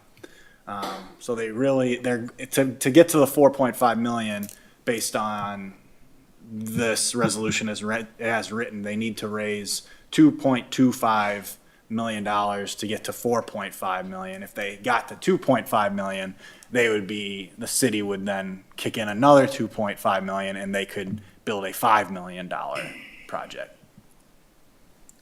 Correct. I get the intention, and I understand what you're saying. My concern is that entities that are giving a large amount of money are going to hesitate because it's not firm. So is there an amendment that you want to propose to try to address that? This is a very common, like all of the big capital, a lot of big capital programs I've been on, this 50-50 match is actually it's a precedent actually in all industry. It's very common, I should say, to have a match. And it actually, I'm not an expert in this space, but I think it actually generates some energy and interest to say, ooh, I can up the ante because someone else is going to match me. I feel it's I don't know, it's a common way to look at trying to gain momentum on fundraising. Having it's a commitment. So when they put their dollar in, the city's right there with the dollar. There's no, you know what I'm saying? 2.5 million. Up to 2.5 million. Yeah. So I know you're thinking, I didn't mean to interrupt your thoughts because you're trying to get something in here that's more settling for you. Yeah, no, I agree. The match becomes part of the fundraising. The pitch becomes if you give $100, it's actually worth $200, Yep. and all the way up and down the line. But we're not, okay.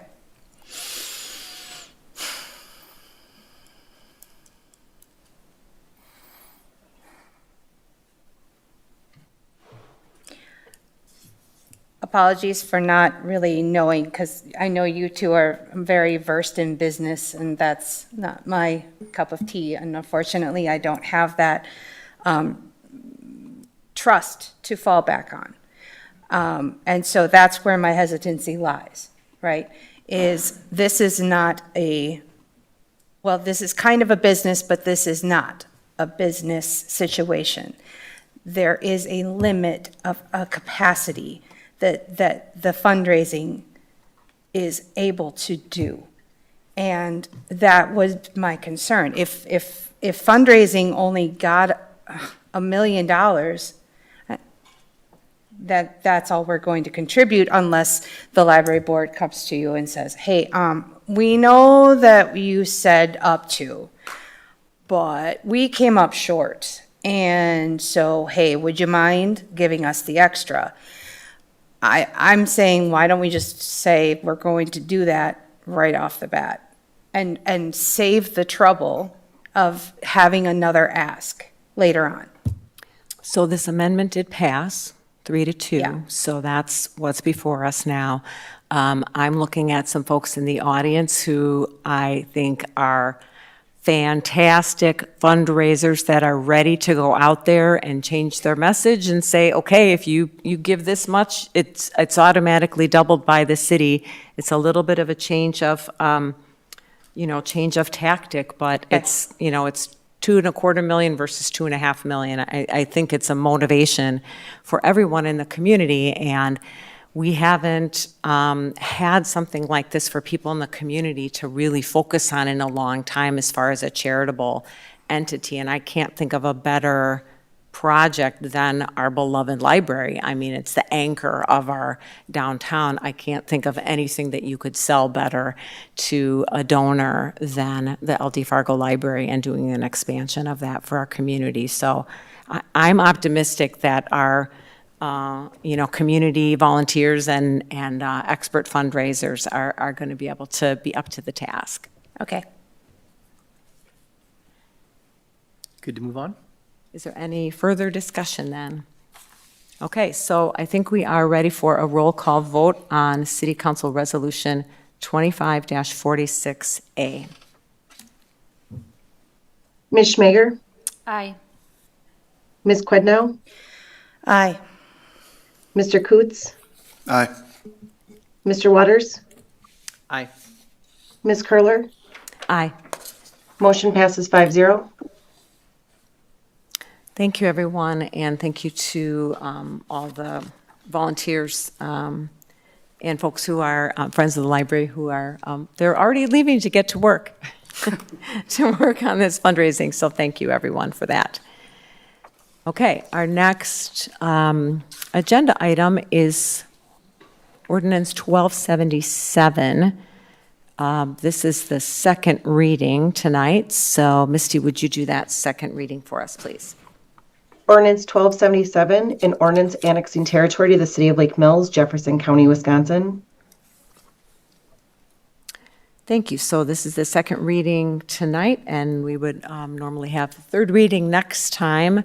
I think there was a suggestion last time to advance it to third reading, but there was some missing information from the state. Am I remembering that right?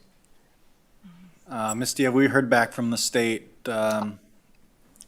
agencies? Have we passed the comment period? Yes, I actually just got a notification from them late yesterday afternoon that they did find it in the interest, so we can proceed forward from there. I do want to make just note that the next step in this would be the rezone, because with the annexation, it'll come in as RDA rural development, and it is on for public hearing at Plan Commission later this month on the 26th, and then it'll go to council for the rezoning. But the city council could waive a reading and approve the annexation tonight, and the rezone would continue as scheduled. Correct. So it's the prerogative of the city council of whether you'd want to waive readings. The procedural requirements for annexation have been fulfilled. Okay. Is there anybody that wants to make such a motion? Hearing none, we will move this to third reading at our next meeting. So our next agenda item is Ordinance 1278. This is also the second reading tonight. So Misty, would you do the second reading for us on that one? Ordinance 1278, amending City of Lake Mills Ordinance Section 615-14, parking time limitations, Section 615-15, no parking zones, and Section 615-16, school parking zones, City of Lake Mills, Wisconsin. Thank you. Any questions or comments on this one for this evening? Well, otherwise, it'll be scheduled for third reading at our next meeting. Okay, seeing none, we have our next agenda item is Ordinance 1279. This is the first reading tonight. So Misty, would you do the first reading for us? Ordinance 1279, amending comprehensive plan future land use map, parcel number 246071407340025, City of Lake Mills, Wisconsin. Thank you. And I see we have our city planner here tonight. So welcome, Dustin. Do you want to give us an overview of this ordinance proposal? Certainly, as I get situated. We'll give you a minute. Thank you.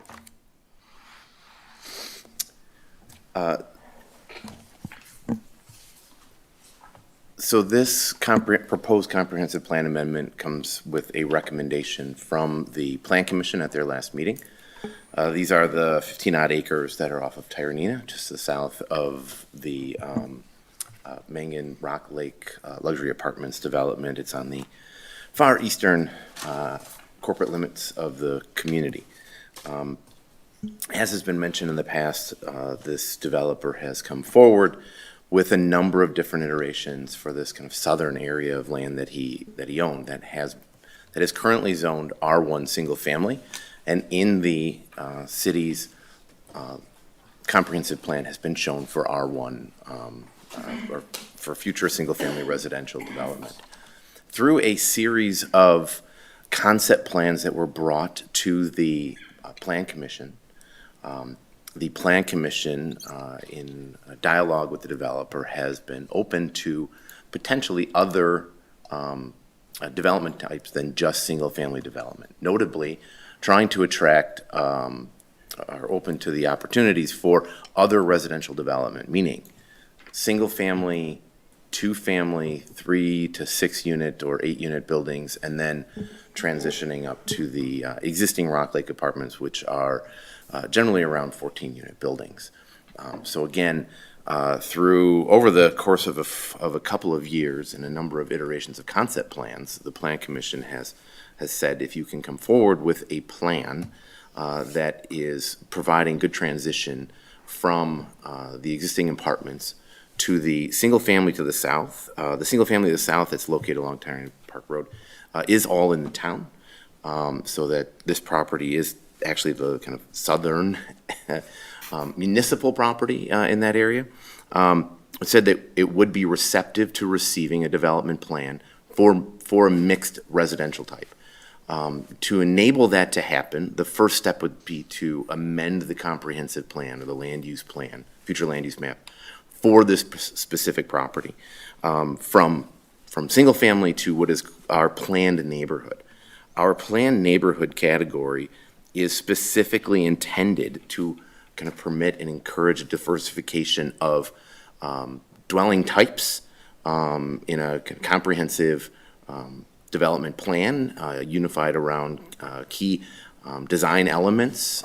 So the Plan Commission has said we have been supportive of that development plan coming forward, and said we are recommending to the council to approve the planned neighborhood mixed use.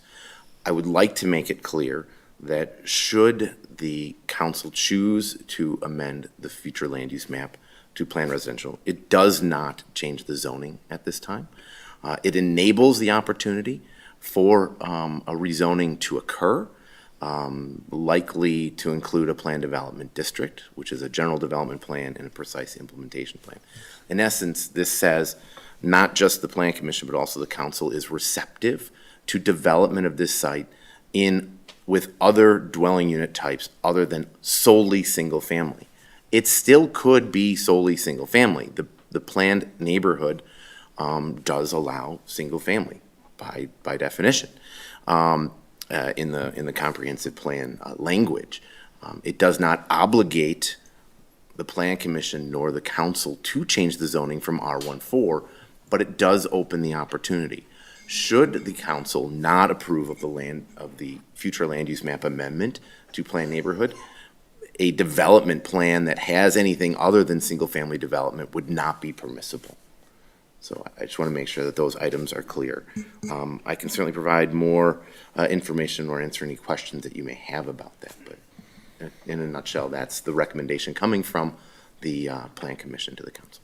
So I guess just to add on to that, the future land use map amendment is, if you watch the Plan Commission, is distinct from the developer's request for a zoning change there. So you don't need to consider that changing the future land use map to planned neighborhood requires you to support a project plan that may come forward to you. What the council would be saying in this regard is that it is open to developments that include something other than only single-family housing. That doesn't mean that the council could not remain committed to a portion of it being single-family,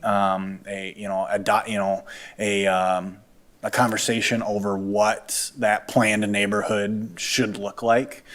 One other thing I'd like to note, because it came up at the Plan Commission as well as tonight, is the city council cannot, either in its future land use map or through a zoning change, require that this parcel become conservancy, parkland, or anything of that nature. That would be a taking from the private property owner, and would require the city to compensate the property owner for the fair market value of that land.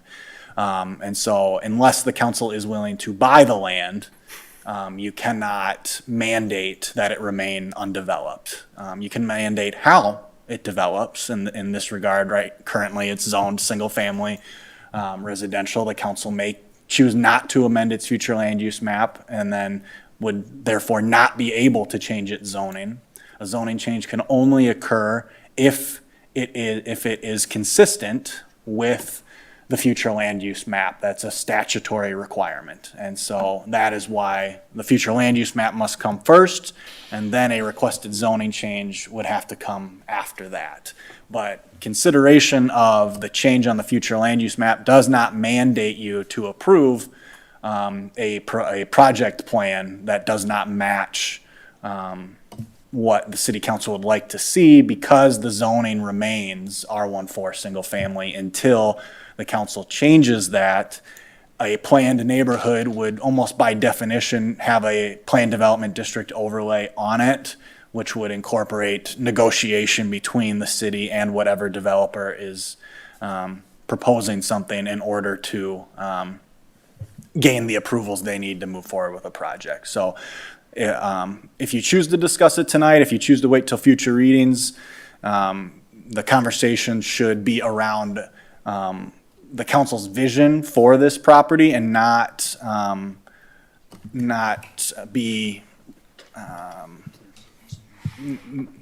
dedicated to any project plan that may still be under consideration by the Plan Commission.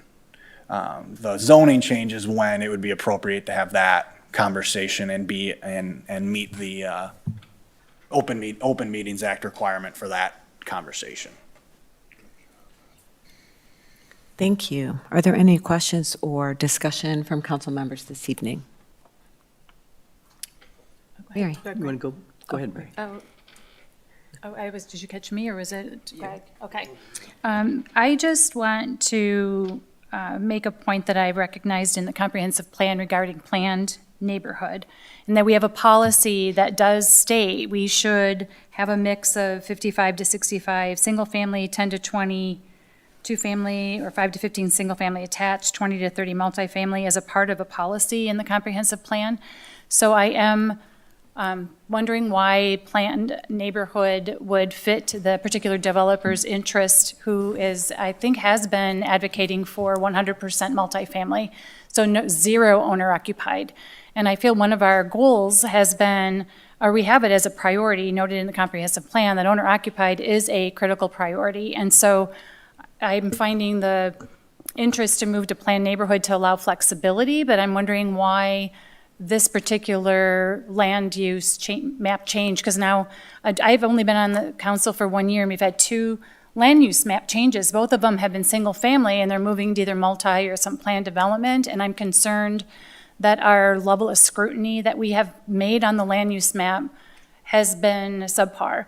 And because we keep getting our Planning Commission caught in an opportunity where it doesn't fit to the way that the land use map was originally designed. And so I've thrown a lot at you on that, but it just caught my attention. Why would this particular map change really support what I think that developers' desire would be, which would be all multifamily, zero owner occupied?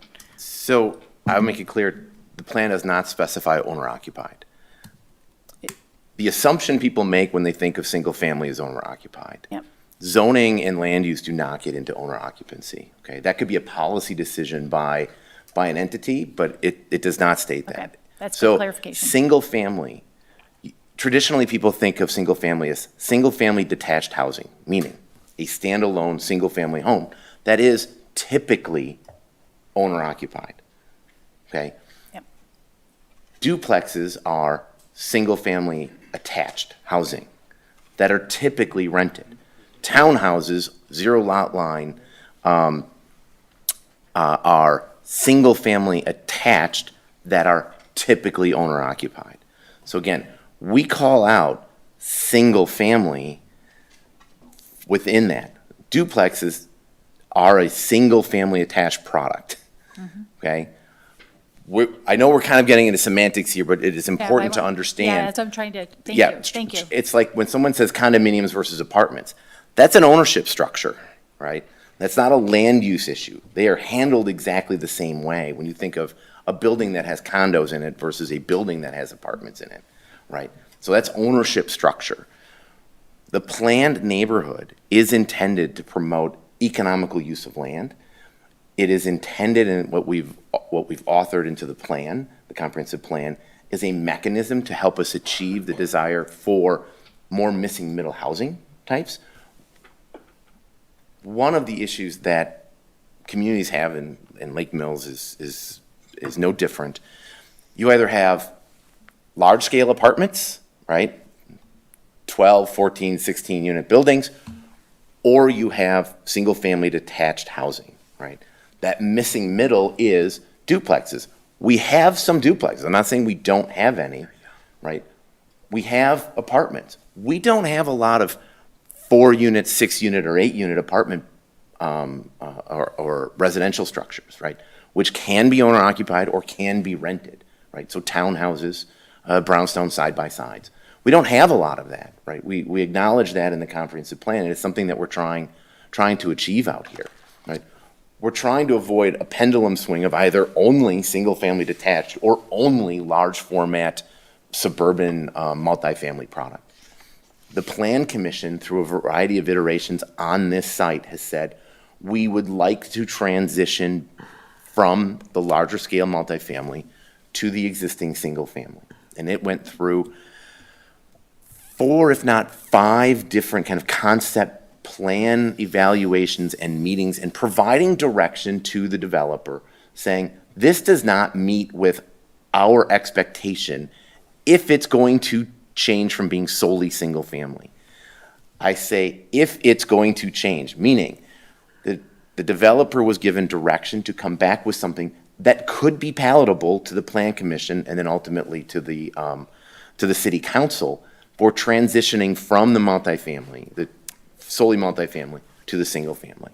So the planned neighborhood, right, it does outline some expected, this is not a large piece of, it sounds like a large piece of land at 15 acres, but most planned neighborhoods where we're expecting to use this, the north end or the south end, and we have platted it over 100 acres, provide flexibility of development types, right? Depending upon proximity to green spaces, depending upon proximity to transportation routes, right? That we transition different housing and the ability to buy up or down within a neighborhood without having to crisscross the community, without having to leave the neighborhood. That if you want an owner-occupied product, there would be one in your quote-unquote neighborhood. And if you wanted a rental product, it would be within your neighborhood, right? If you wanted a larger house versus a smaller house, if you wanted a duplex or a townhouse versus a traditional apartment, right? The ability to stay within your neighborhood was an important element. There are other pieces that we like to see in larger areas. Maybe some small-scale neighborhood commercial in a planned neighborhood area, right? So you don't have to run to the other side of town to get some basic needs done, right?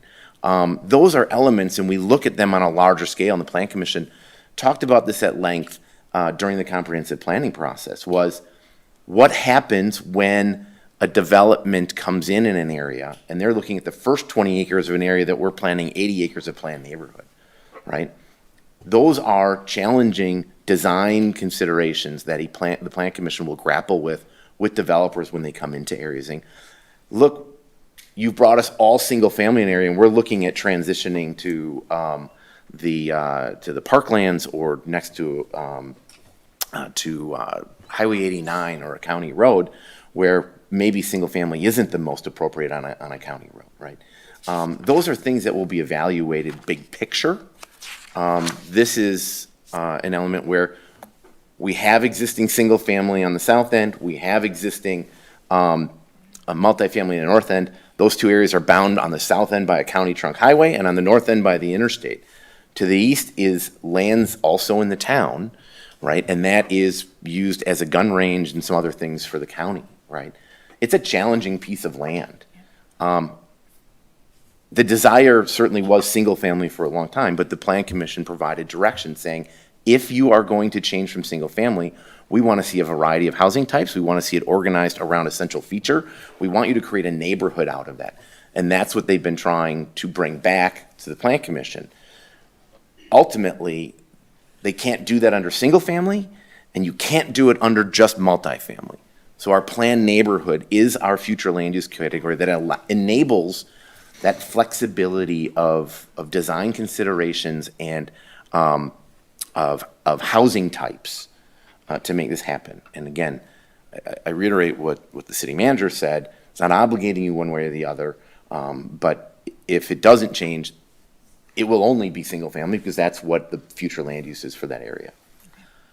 That was long-winded too, and I hope I answered your questions. You did. I think appreciate it. I think just to clarify, so I think in my time, we've had two future land use map amendments. One was very small scale on Pine Street to go from multifamily to single family, and then the one that's being requested tonight is to go from single family to planned neighborhood. The property at B&V already had a future land use map of multifamily, but it's zoned single family R14, so it was a zoning change request, but not a future land use map request. That ultimately hasn't moved forward. So we do have, this is kind of, this is a little bit different in that it's, right now, it's future land use map and it's zoning match. So if you want to do, if the council wants to be able to approve anything else, the future land use map needs to change because the city council cannot make a zoning change that conflicts with its future land use map. And so that's why the Plan Commission, they did recommend approval, but if they had voted no on this, it wouldn't even be before you because both the Plan Commission and the City Council must approve future land use map amendments, whereas zoning changes, it's only a recommendation from Plan Commission and final action is only the prerogative of the City Council. And so the planned neighborhood, obviously, we're talking about the 15 acres. It's imperfect in that, only if you're looking at it in conjunction with the current zoning change proposal, right, which you're not obligated to approve. But if the city council wants the opportunity for a variety of housing on this 15-acre parcel, planned neighborhood's your only option to get there. If the city council only wants single family on this parcel, then you wouldn't change your future land use map. But you could change I think I understood, you could change the future land use map and support a full single-family development Sure. plan. Yes. So changing it does give flexibility that you could do 50-50, or you could do all, or it gives you, I'm hearing you say it gives options, so it doesn't exclude from single-family, but it still allows it, but it doesn't mandate it. Yeah, it doesn't mandate it. Okay. Thank you. So you have the planned neighborhood is your most flexible residential future land use map designation. Okay. I have You'll have to do a zoning change. Someone could still, if you change the future land use map amendment, someone still could come in and build a single family home development because they can comply with existing zoning.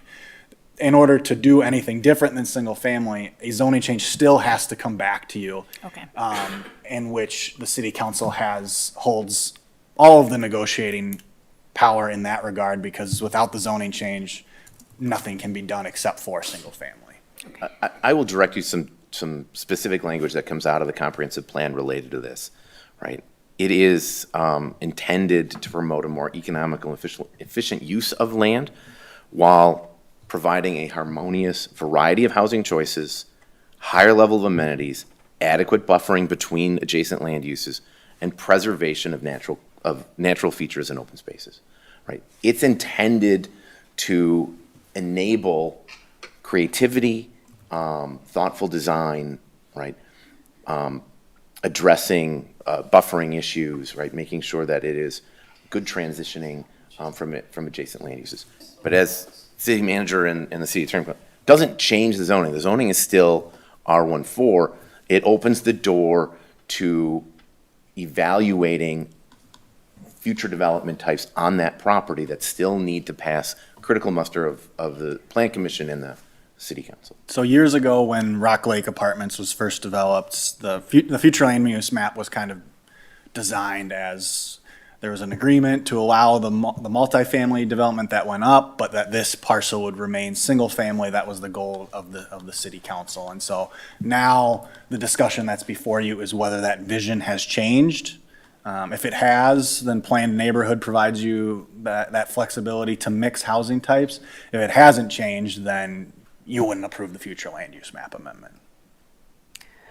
Dustin, I think it's a little bit of a follow-up to some of Mary's questions, but in the planned neighborhood land use designation, can a single-family attached or detached building, can those be laid out differently? Like they don't have to have the same like minimum lot sizes and things like that in a planned neighborhood? Is that a benefit of that planned neighborhood kind of an arrangement? It is anticipated that it could provide a variety of lot sizes under conventional zoning, right? R14, right? R14 has a minimum size and it's pretty large. But we do have an R18, right? That is a single family district. That's a smaller lot size, single family district. That could be utilized as a part of the planned neighborhood future land use category, right? It just happens that this area is R14 because there are larger parcels, existing single-family parcels out there, right? So it could be done under conventional zoning. When we try to incorporate a variety of housing types, right? Single-family attached, single-family detached, single-family attached, smaller scale multifamily, when I'm saying smaller scale, triplexes, fourplexes, 6 units and 8 units, right? Conventional zoning starts to kind of fall apart, right? Euclidean zoning is what we have.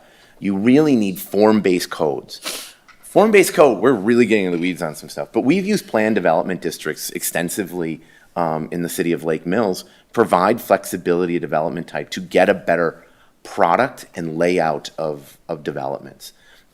It is anticipated that it's likely going to be a planned development district to make this happen. But you could do it under conventional zoning and have specific lots that are certain single-family lot sizes, certain two-family lot sizes, and then a certain amount of multifamily areas. Staff concerns with that is once you have a base district that allows multifamily, our multifamily doesn't specify, it's based on densities. It doesn't specify you must build a 4-unit or a 6-unit or an 8-unit building, right? The planned development district gives the city the control to dictate that. So the expectation is it would go that way if a rezoning request was brought forward. Thank you for that. And then I guess I don't know if there's a question or a comment, but I appreciate, Drake, your remarks regarding whether this could be designated conservancy or something like that, because we certainly heard, public commenter and speaking about some wildlife use of the property. I drove through there the other day and actually came upon the gravel road sort of by accident, the eastern access, but it is platted as a roadway. And, I think based on our comprehensive plan, future land use map, it's anticipated to be residential. So I just would hope that nearby property owners don't have any realistic expectation that it's going to be, turned into a conservancy. I think the city would have a goal of some sort of residential development there. So it's just a question of what do we want that to look like? Greg. I voted against it at the Planning Commission, and part of that was because I had the privilege of seeing the development. It was part of our notes in the Planning Commission. It's not tonight. I guess what I want to really focus on is smart growth. And when I look at the city of Lake Mills and I talk to the residents of the community that the developer lives in, I've talked to two people. They both said, we don't want to live here. We want to live in a single-family home. There's a lack of single-family homes in Lake Mills. We want that to be developed as single-family. And that's people that live in the development. They're not looking for more like that. They're looking for single-family homes. So for smart growth, I voted against it because I felt like, oh, this is really just another way of saying multi-family housing. But I actually went and looked at the comprehensive plan, and Mary outlined it already tonight in section 635, that it defines that a planned neighborhood is to ensure a minimum of 55 to 65% single-family residence. So the development that the planner's bringing to us doesn't meet that standard. So I'm not sure if this is really going to accomplish what the developer's trying to get accomplished, because he doesn't really meet that standard. Yeah, you're not bound, it's listed as a goal, right? The designation doesn't bind you to that percentage.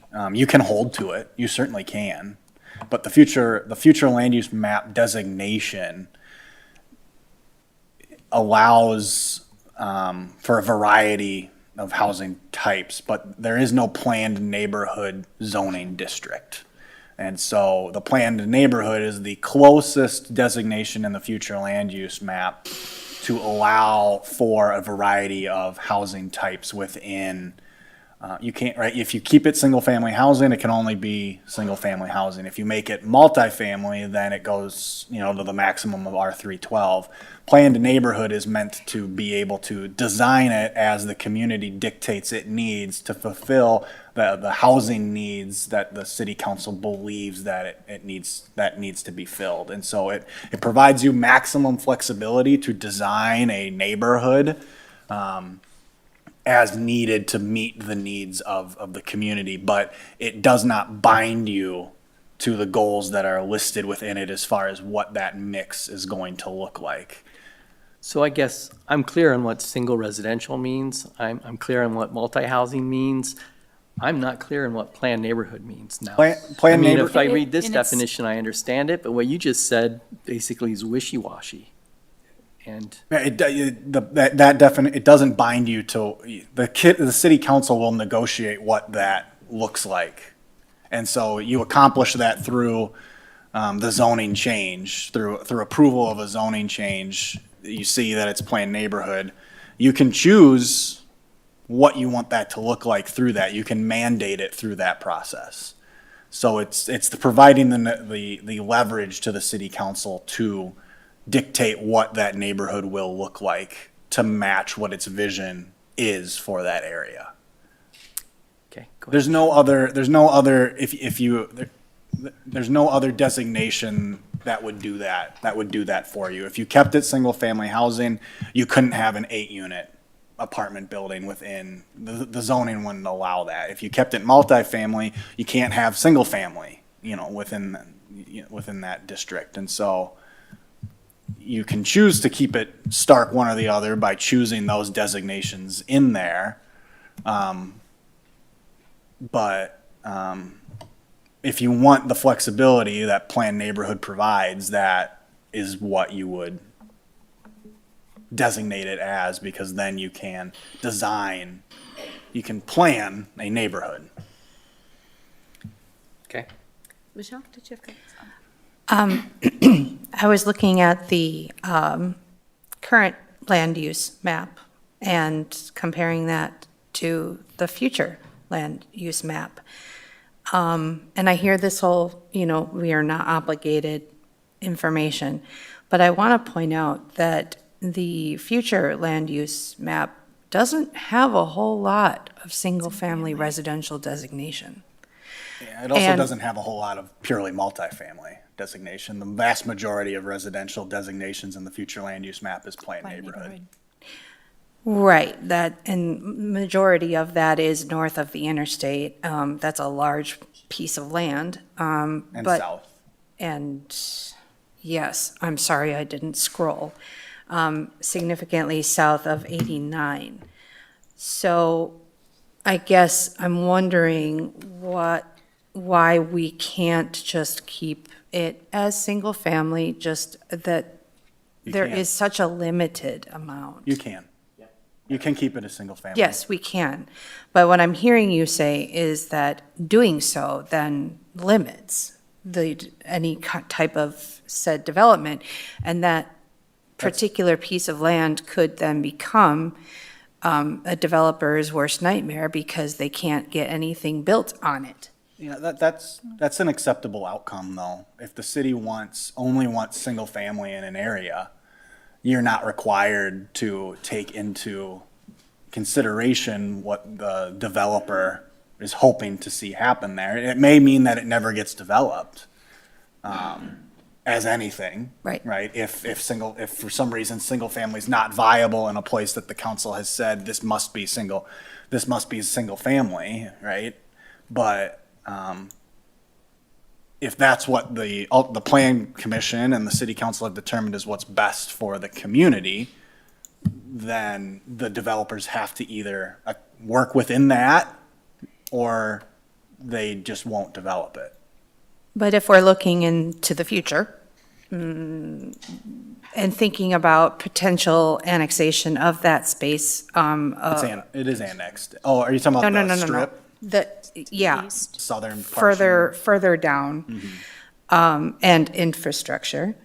What I'm wondering is the infrastructure, could it be affected if we were to say, make it a multifamily or a planned neighborhood? Would the infrastructure be affected, or could it be a different kind of infrastructure for that kind of neighborhood versus single family? For, the properties on the southern border of the area you're considering along Tyranena, there is water and sewer within the right-of-way on Tyranena there, which would be the connection points for most of the.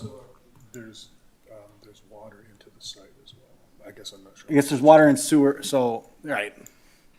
There's two portions of it. Above it, within Rock Creek, you've got water and sewer that could be extended down, sewer that could be extended. Water already exists fronting the property, so if a well failed, the property would be compelled to annex into the city and connect to city water. But then we could potentially be in a situation where we're looking at Linden Street. If their septic, it depends which one. If their septic fails and we're not capable of serving, then annexation isn't compelled and the county will permit another septic system. Can you see where my hesitation is on this? No. Okay. It's just because you're only dictating what you want the future land use of the parcel to be. Extension of utilities is always is a benefit to the city and provides greater flexibility in order for where those connections could take place in the future if a future annexation were to occur. But I think we'd be unlikely to try and connect any of those properties along Tyranena through the back of the homes rather than something along Tyranena. So in that regard, when those systems fail, the city will have to make a decision of either, doing a capital project to bring sewer throughout. If it's sewer, that is the ones that it's failing. If it's a well, we're already there to provide service. But I think in this regard, I think the council should focus on what do you want this 15-acre parcel to look like? How do you want it to develop out?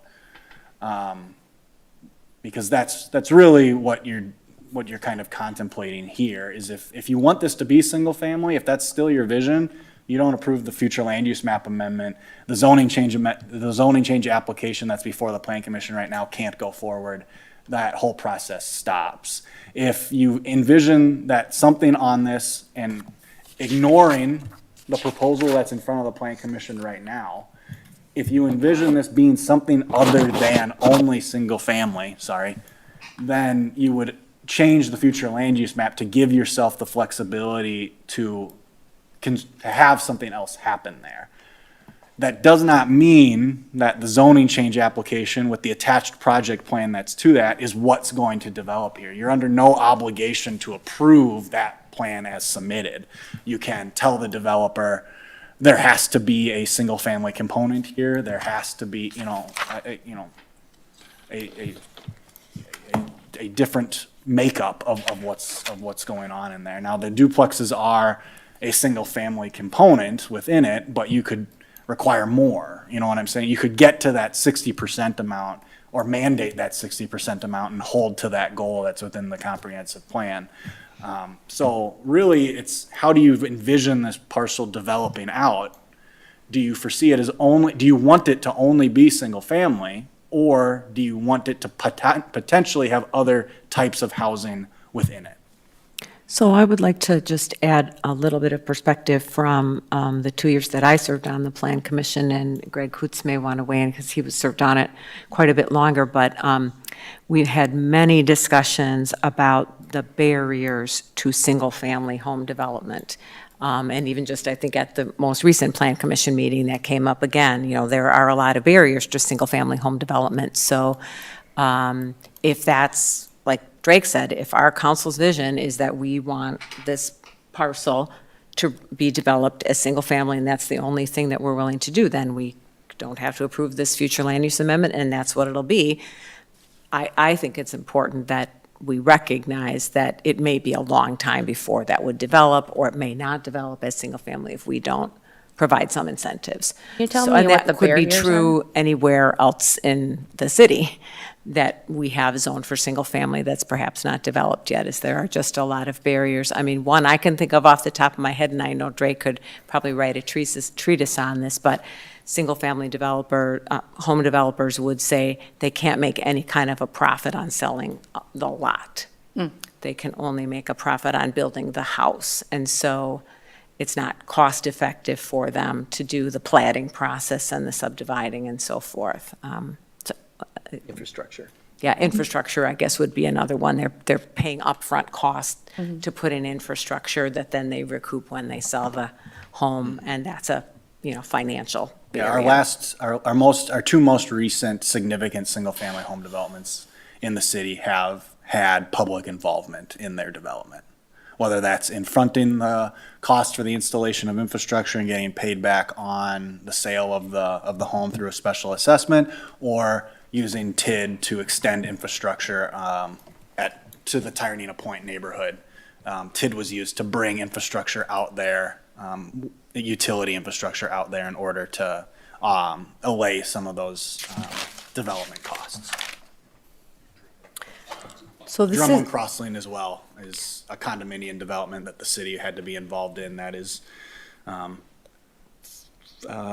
twos and fives, threes and fives, I think. There's gonna be some duplexes now. And now two duplexes on the end. so this is just our first reading tonight, so I don't know if there are other questions or information that council members want before we would. Would the second applicant reading. be I able know to that just- the developer's representative is here. Is there something that you'd like to share with the council? Is there an opportunity to? There should not be, because we were only given 3 minutes prior to all of this. Well, this is a, yeah, I guess he's not the petitioner. They are, the application, Are the they application is brought the forward. It's application? Okay. developer-driven for a future Okay, land so use this map. is a representative of the applicant for this future land use map change. And just introduce Yeah, yourself, thank please, you. before you speak. Chris Carr from the Sigma Group, 1300 West Canal, Milwaukee, Wisconsin, 53233. I'll be quick and try to review. You are correct. We've been across a couple years now working with the Plan Commission and specifically addressing the transition, which we really have done. If you look at the plan, I know it's not in front of you, but there's side-by-side units and providing a diversity. I think if you look closely in the comprehensive plan and you don't just pick out pieces, there's multiple items that this project does really follow through on the comprehensive plan. So comprehensive plan is long, and we pulled it out as a part of previous. Is this does Sir, fit? if you could, stay within the bounds of the project that you've proposed and what the future land use map is, rather than commenting on the comprehensive plan at this point. Oh, I'm just making the consistency of of the changing of the zoning to the comp plan.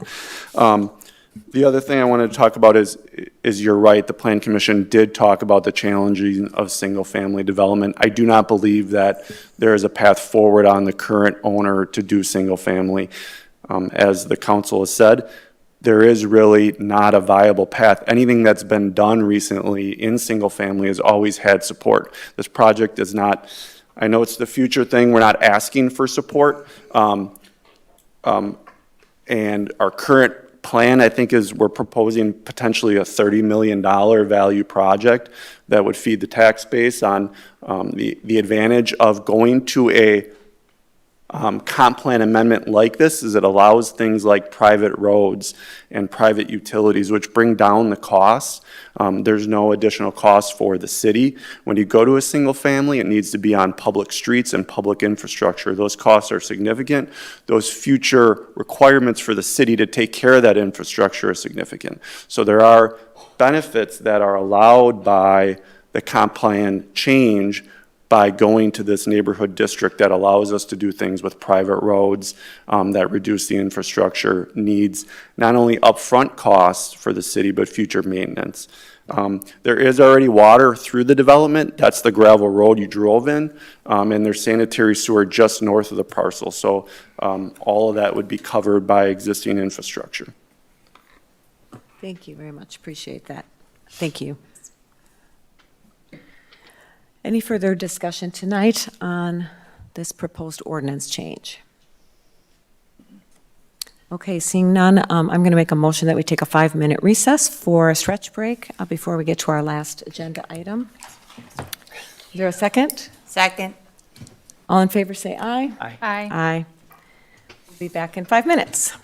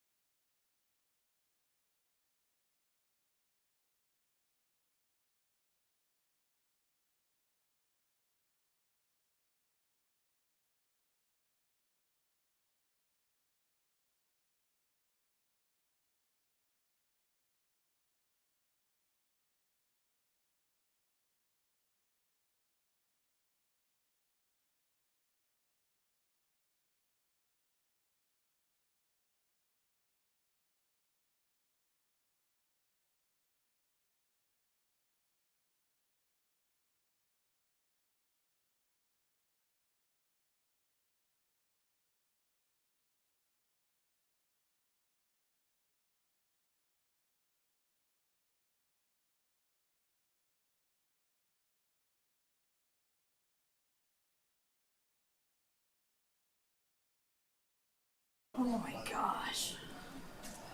Oh, I can turn it off.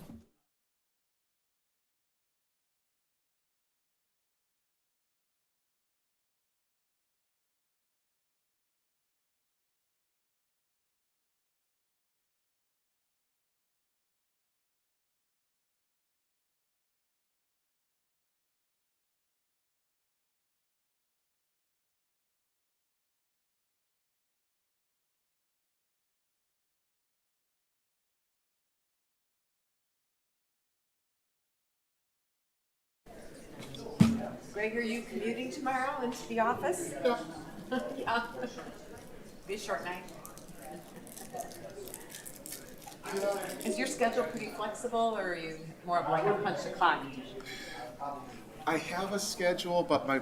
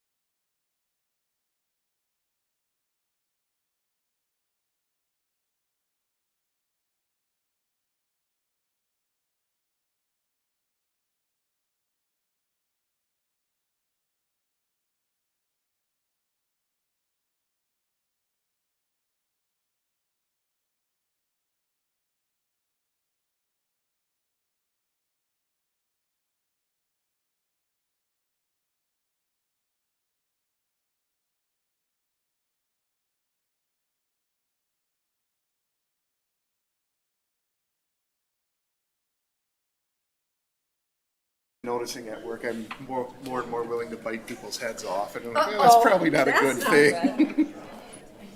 That's not good. Greg Waters? Greg Waters.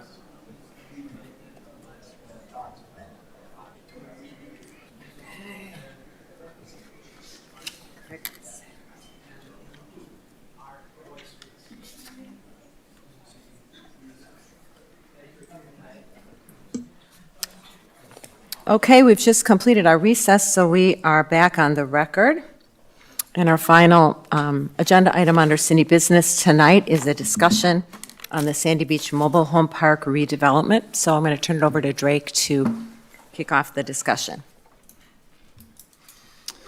Sure. So included in your packet are a couple of memos. One is a general analysis of B level with some financial information as well as some potential alternatives, and then it kind of concludes with some decision points that we would need to kind of move forward on it.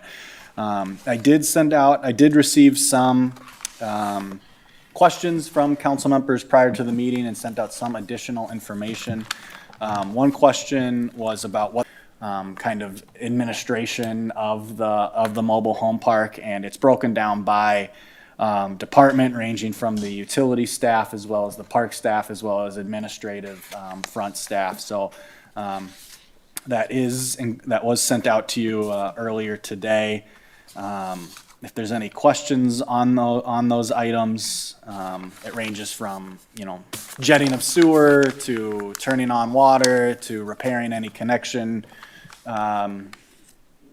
issues that there may have been to processing transfers, signing of leases, evictions if they become necessary. So it runs a whole gamut of different types of services that are necessary as part of the ownership of a mobile home park. How in-depth would the council like me to go on the memo that's in your packet? Chief Russ is on vacation this week, so we would have to wait to have, if there are any specific questions of what he observed when we asked him to walk through there.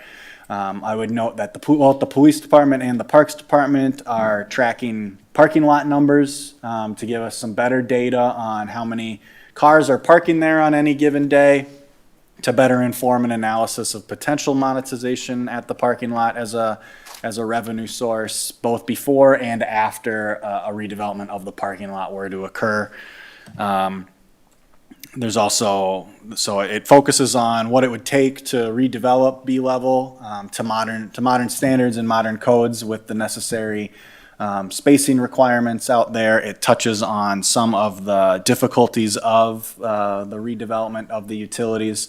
Brandon Herbert, the city's engineer with Strand Associates, is online. If you have questions of him, specifically perhaps related around trenching and boring and why certain things must be trenched versus bored. I know there has also been questions that the council has received about a project that went on in a private mobile home community regarding their infrastructure, and we did reach out to them. It was a much smaller project, much shorter amount, only several feet of main that had to be replaced, and so a much smaller scale project that allowed for a less, I guess, obtrusive way of repairing that, but it was not a full-scale replacement of that system. And so currently the infrastructure out there is not buried to a depth that meets modern standards. The water and sewer are also not separated to the amount that they would be required to under modern code. And so those difficulties, as well as topography issues to ensure that the sewer specifically is draining in the way that you want it to, that you have to get the grades correct, and to do so, directionally boring that length would both run into conflicts with where existing trailers are and where those connections need to go, as well as if you don't get the grades correct, then gravity doesn't do the job that it needs to do with the transference of the material. So there are 38 lots out there currently. We have not designed what a redevelopment would look like. So that 17 number is an estimate.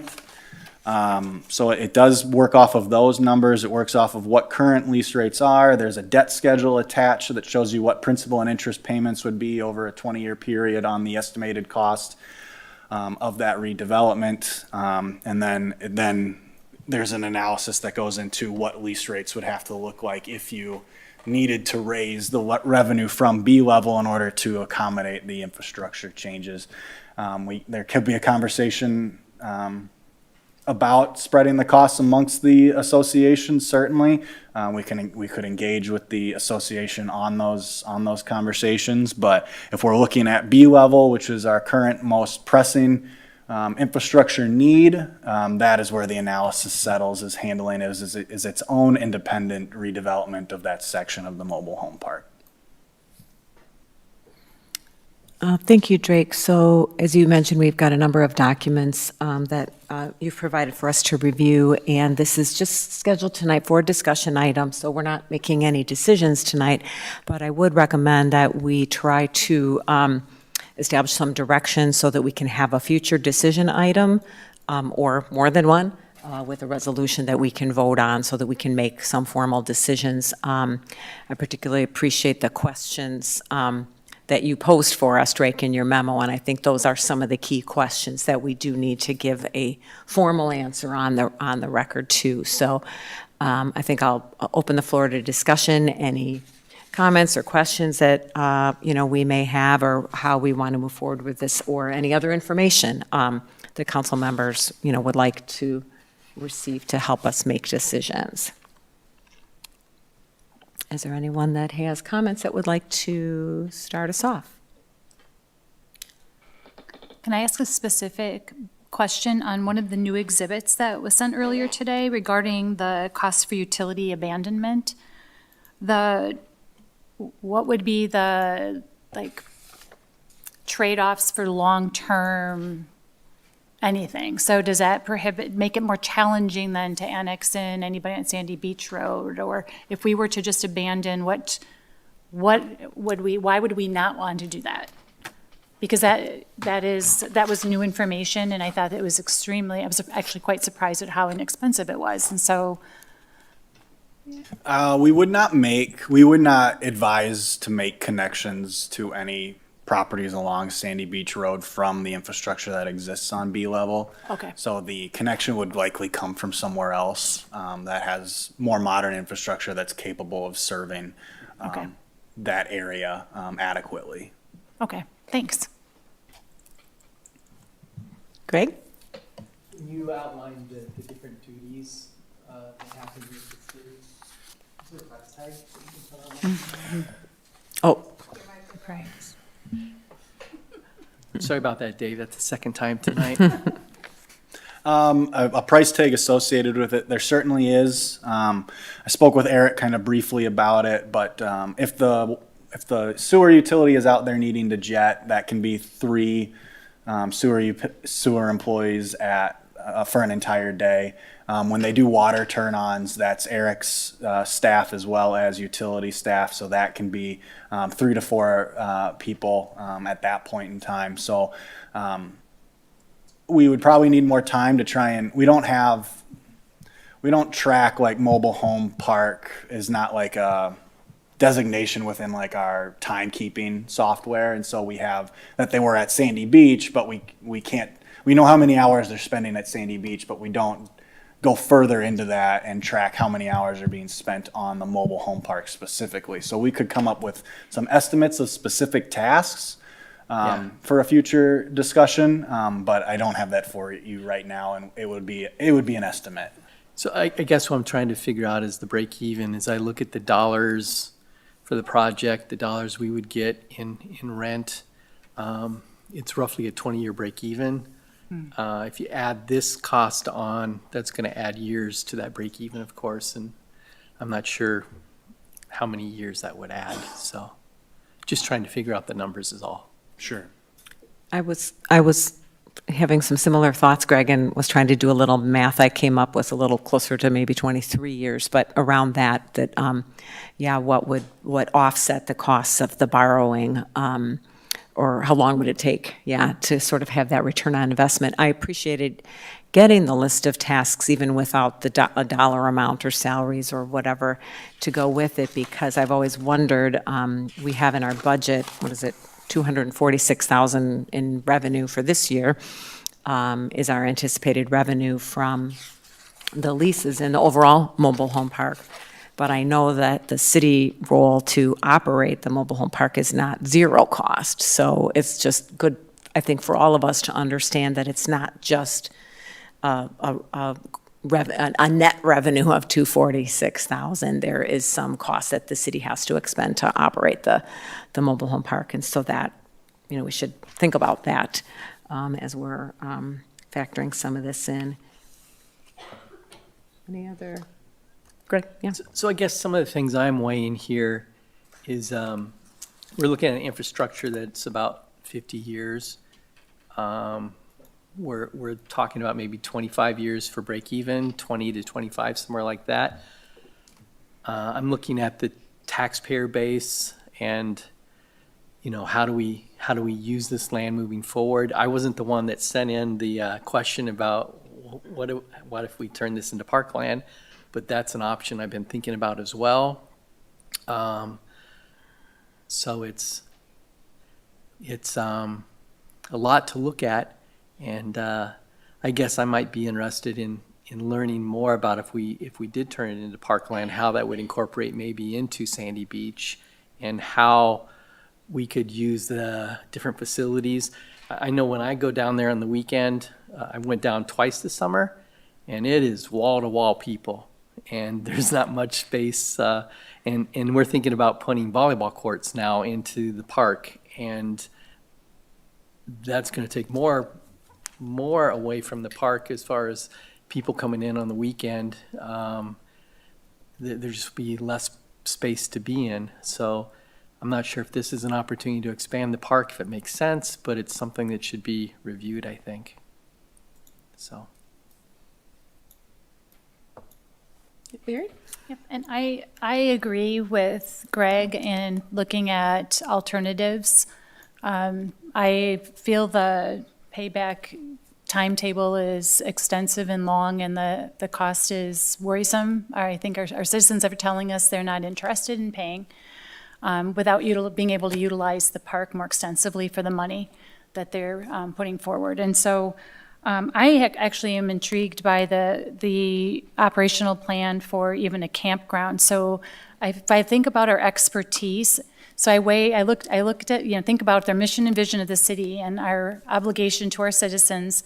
And then I think about what makes us strong, where are we strong? And I think about the expertise that we bring to the table in the Parks Department.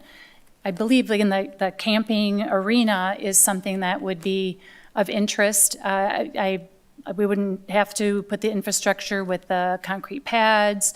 It would bring in revenue. I know the Parks Board is still noodling on other revenue ideas, but thinking about then citizens and current at least lessees at the mobile home park would have the opportunity to, come back in a different fashion if it's not a permanent structure to bring an RV or some other type of camper in and still enjoy the space on a much lower cost, but then it opens it up to our citizens to be a part of that solution.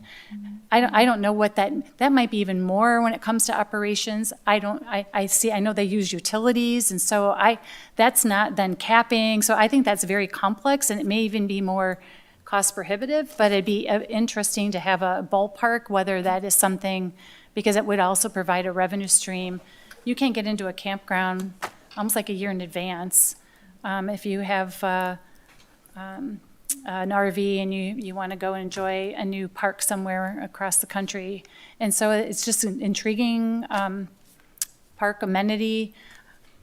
When you brought up volleyball courts, my mind shifted to, we could use more space for recreation. So I'm still thinking out loud a little bit, but wanting to recognize what options might be available, but understanding that RV, when that you had recreational vehicle campground, I think might come with a higher cost, and I think it's intriguing, but I don't have even a rough idea where that would put us financially either. So I'd be interested.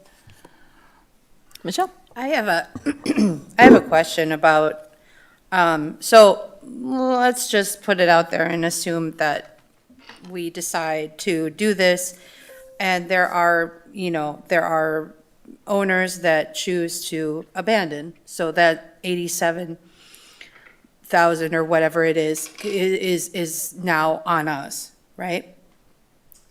You talk about if we decommissioned and someone just left their personal property there. Yeah.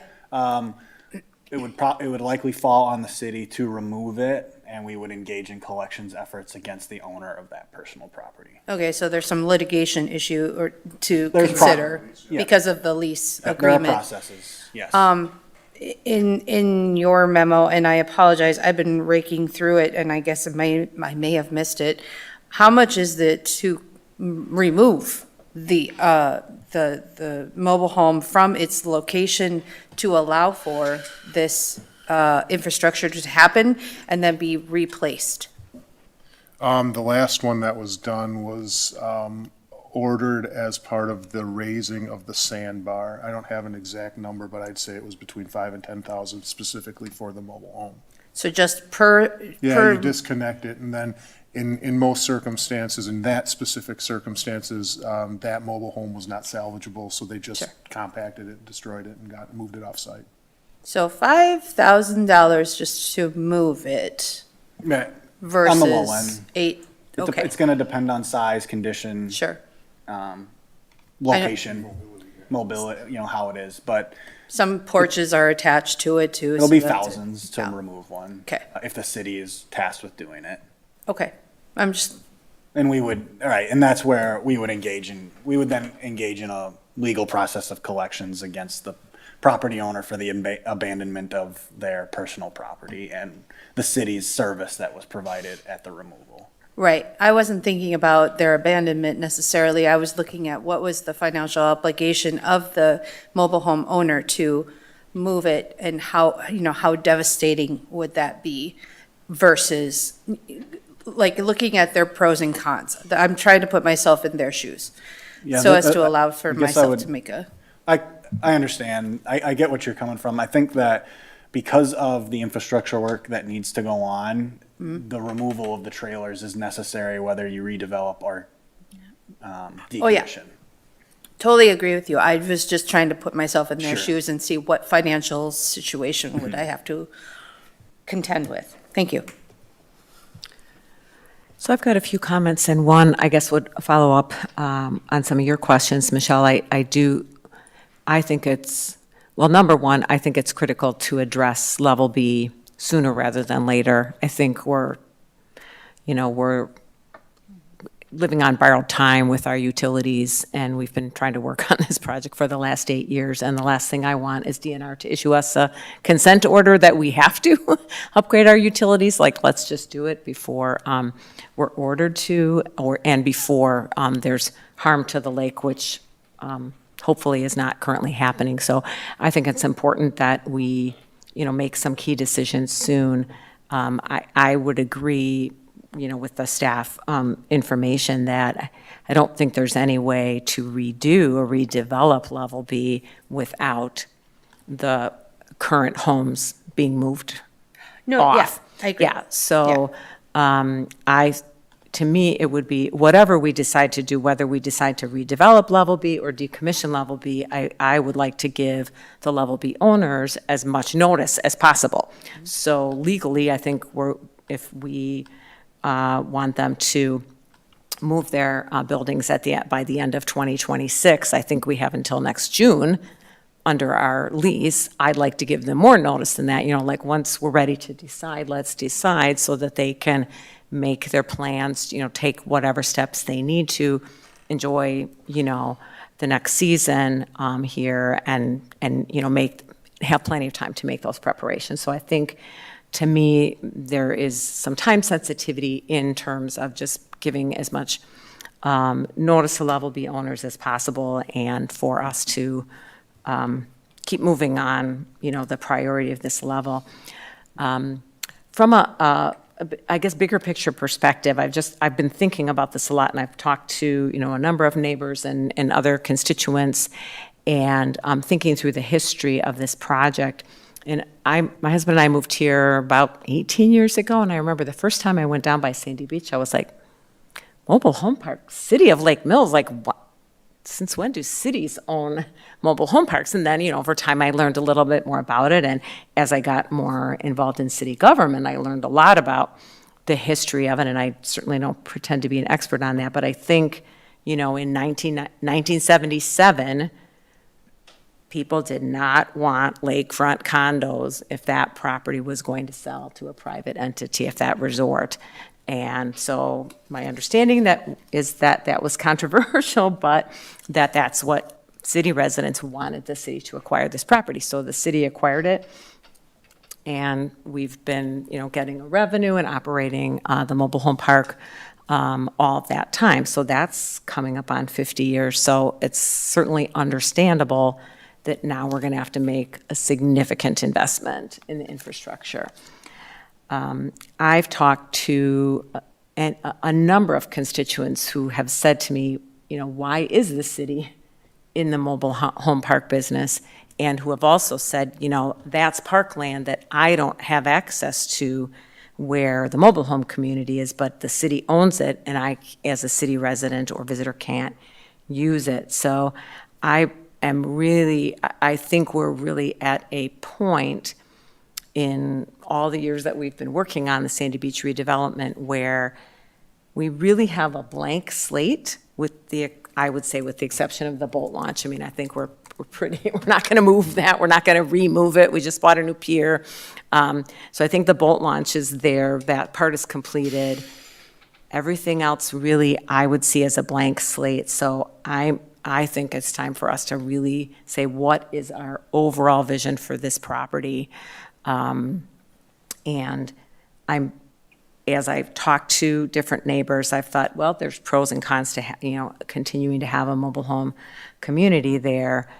I really wanted to see the numbers, and now that I've seen the numbers, I don't think it's a good investment for the city of Lake Mills to continue another 50 years of having, of the city operating a mobile home community there. I just don't, I really am trying to think, like, what are the benefits to city taxpayers? For 50 years, it's been that revenue and that income, and, you know, now this year, $246,000. But as soon as we have to spend $1.5 million, and when you do principal and interest, and that's close to $3 million, that's a really long time to pay that off and to start generating revenue. And as soon as we pour concrete pads and put in the ground utilities, we're making a 50-year decision.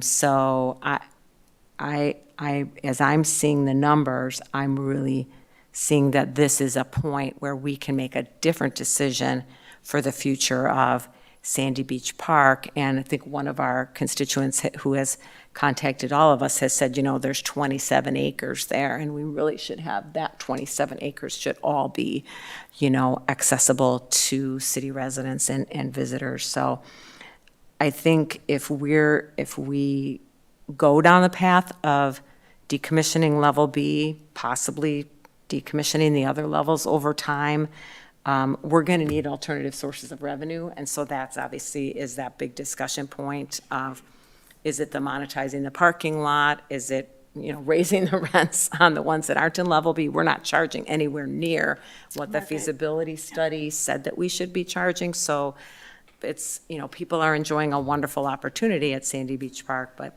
it's, you know, they're getting a good deal there. And there's a lot of things in terms of our revenue that I think we could be optimizing. I too am intrigued by the RV stand or RV camper, campsites or whatever. Concession stand could potentially be a revenue source. That'll be some construction costs, so maybe that'll be a while, but. Parking lot?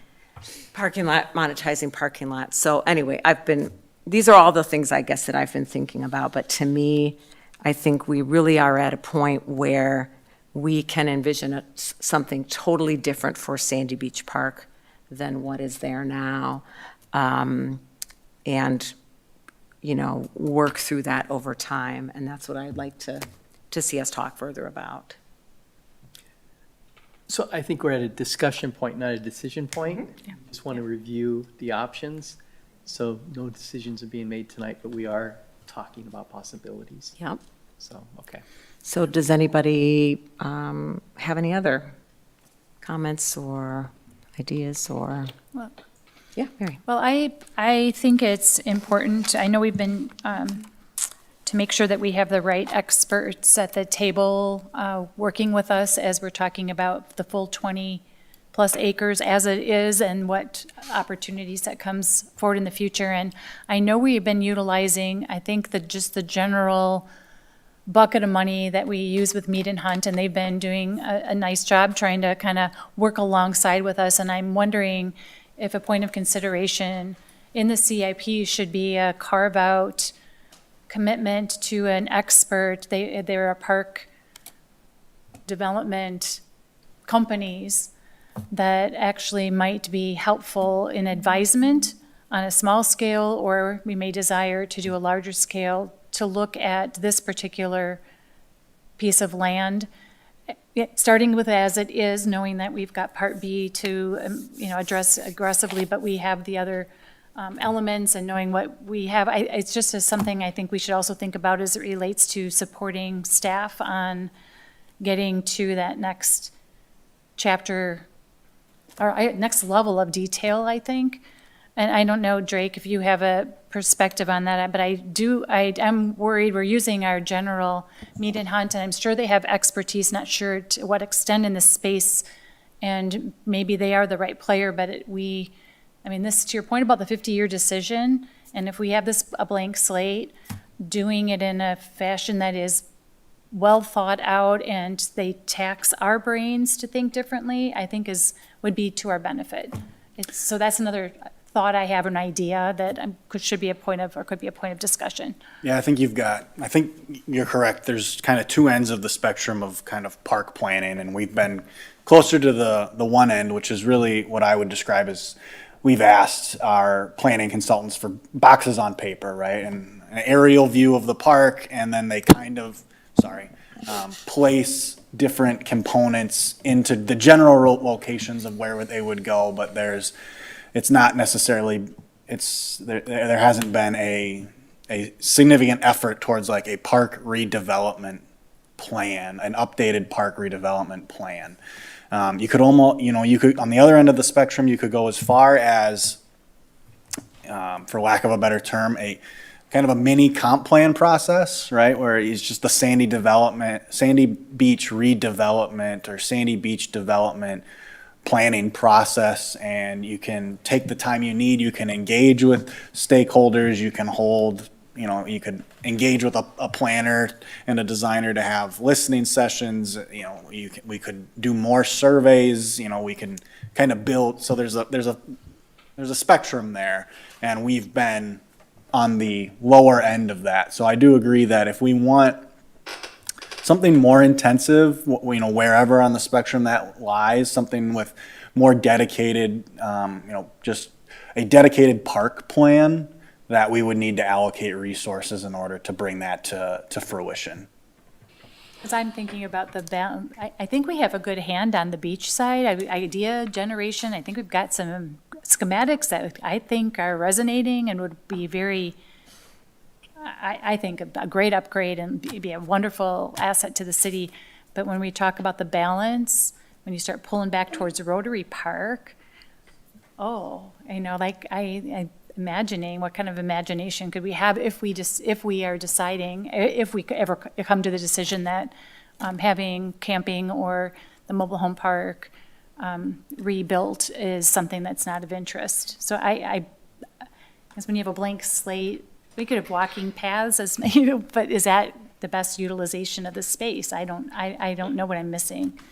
So it's just an idea, just a thought. We do plan this fall as well after the occupants have left, to televise A-Level and Pines, which we haven't really focused on yet, to get an understanding of what that infrastructure looks like. We don't have the same issues annually with infrastructure in those areas to the extent that we do on B-Level, and there have been limited projects.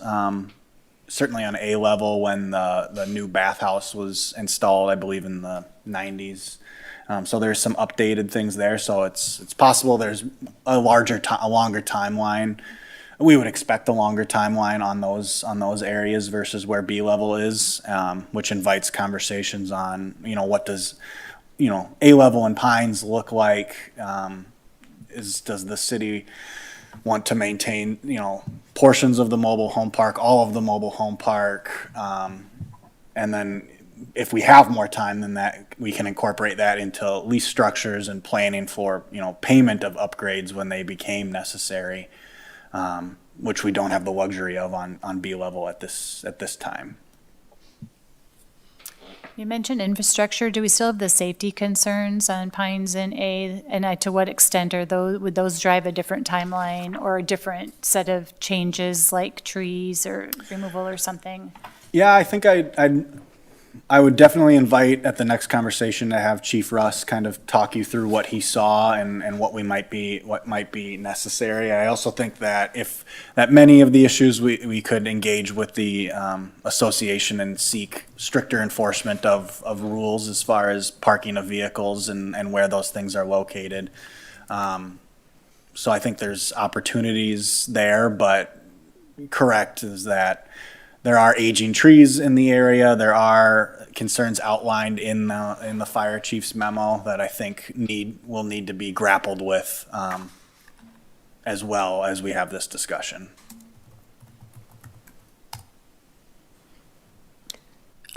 Drake, one of the things in your memo, question to us is, do we wish to monetize the parking lot? And I think goes all the way back to the original feasibility study as, being an idea.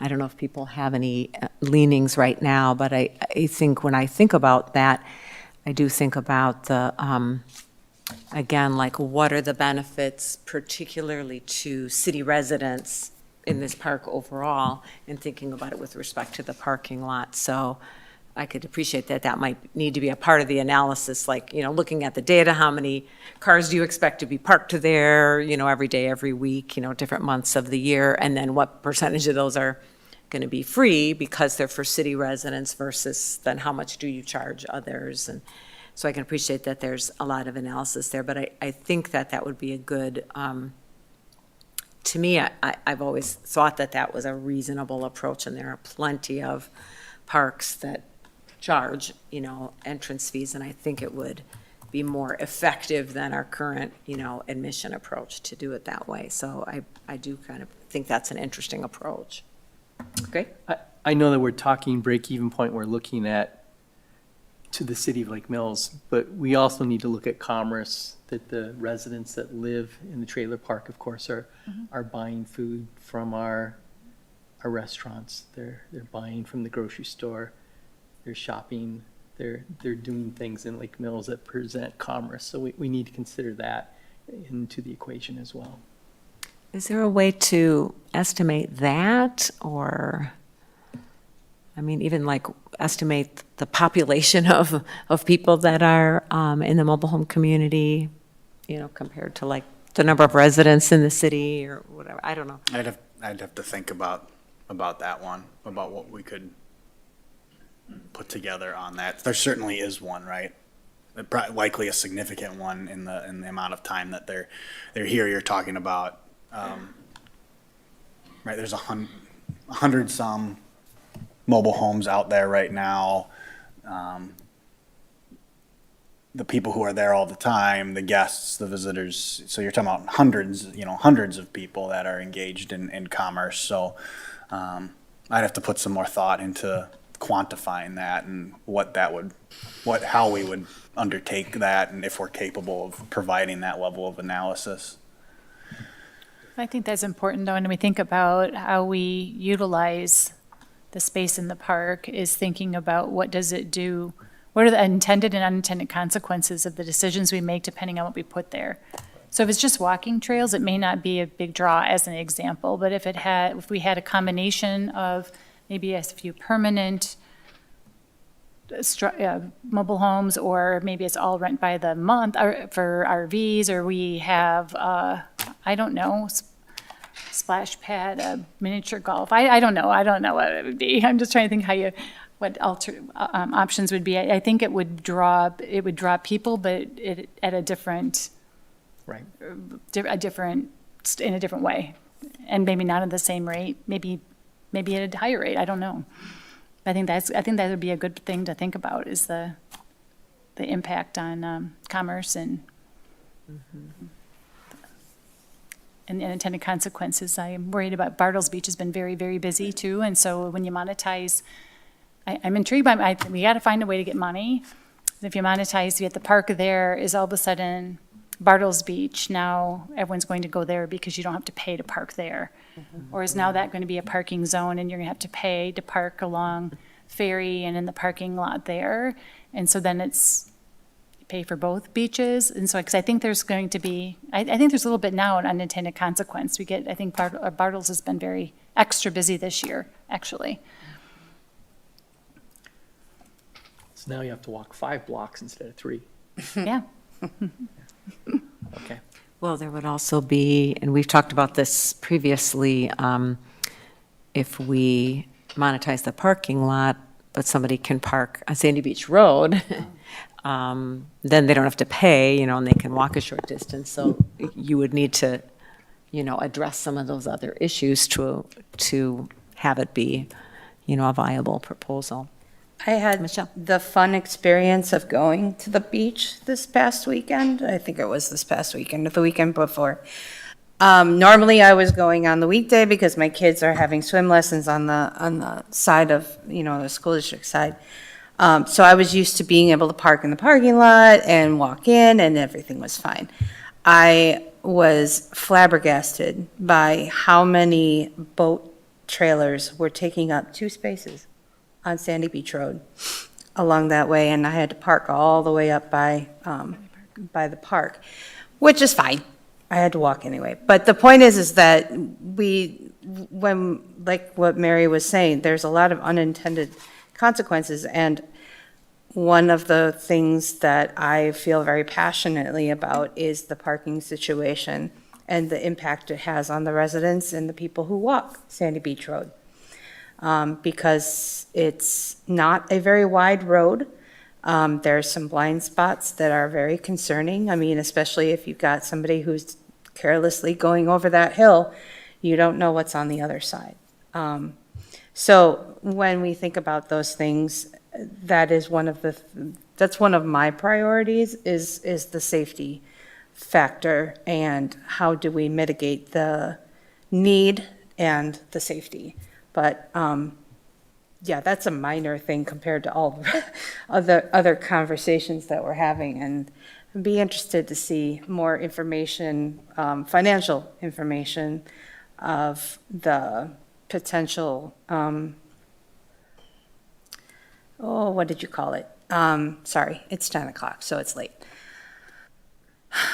Where the RV park and that, because like you were saying, Greg, there's money coming in from the people who stay in our mobile home community, but the RV park can be year-round.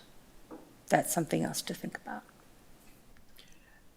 So should we start talking next steps, how to move this thing forward? Yeah, just Greg Coots, you haven't said much yet, but I just want to make sure you had the opportunity if you want to. I'm good. Okay, great. So next step-wise, I liked what Mary said about getting some advisorship, somebody to maybe help with direction, but I'd like to understand the cost involved with that, having a consultant come in and helping. What is that cost? So.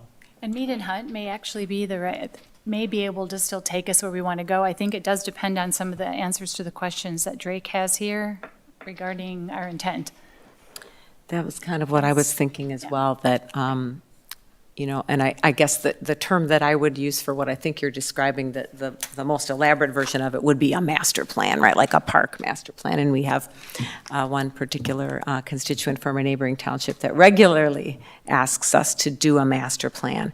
And I think I've been hesitant because we've already spent so much time and effort and money on this. But if we're going to shift in a different direction and have some additional parkland to be thinking about what to do, that may take us down a path where getting some additional advice would be helpful.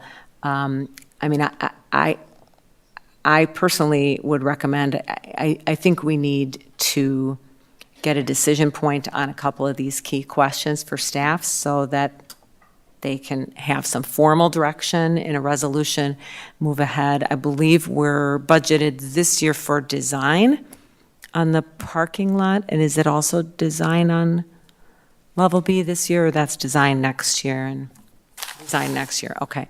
So, I mean, some of this, I don't know if some of these decisions are important to tie into the design of the parking lot or not, in which case they would be fairly time sensitive, I would think. If you want to undertake a project in 2027, there certainly needs to be some decision on what it is that we're going to be undertaking. So I mean, there's time, but we'll be talking about the CIP, and you can kind of see how it's currently laid out, and those numbers would then shift based on different decisions that the council makes. We had some conversations. We had the lift station that was scheduled. We've had some conversations about the sewer utility being able to keep that functioning for another year to coincide better with kind of the other redevelopment pieces of that. Just because the lift station will look different depending on what it's serving, right? I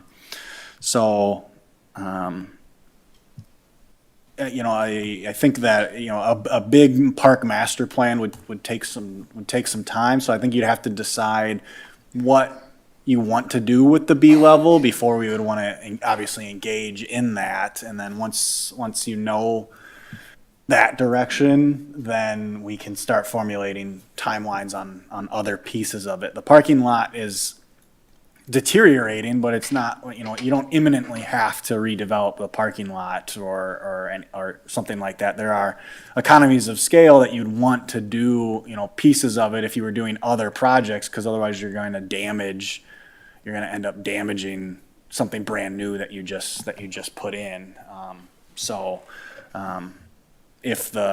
Depending on which direction the council goes, that will precipitate what the urgency or the timeline of other projects within the area. When do we get our first look at the budget? Operating budget or capital budget? Operating. First meeting in September. Okay. So based on your memo, Drake, it seems like there is sort of this core question, or I guess it's two questions, or there's a yes or no. Does the council want to redevelop level B, or does as mobile homes, or does the council want to decommission level B? And that would, giving a direction on that would then be able to lead to other conversations. So if we voted to decommission B level, then we could talk about what else might we want to do there, and maybe we make a short-term decision, and maybe we have a master planning process, or maybe we do something in between. But it does seem like we would need to make that decision also to allow infrastructure plans to be developed, or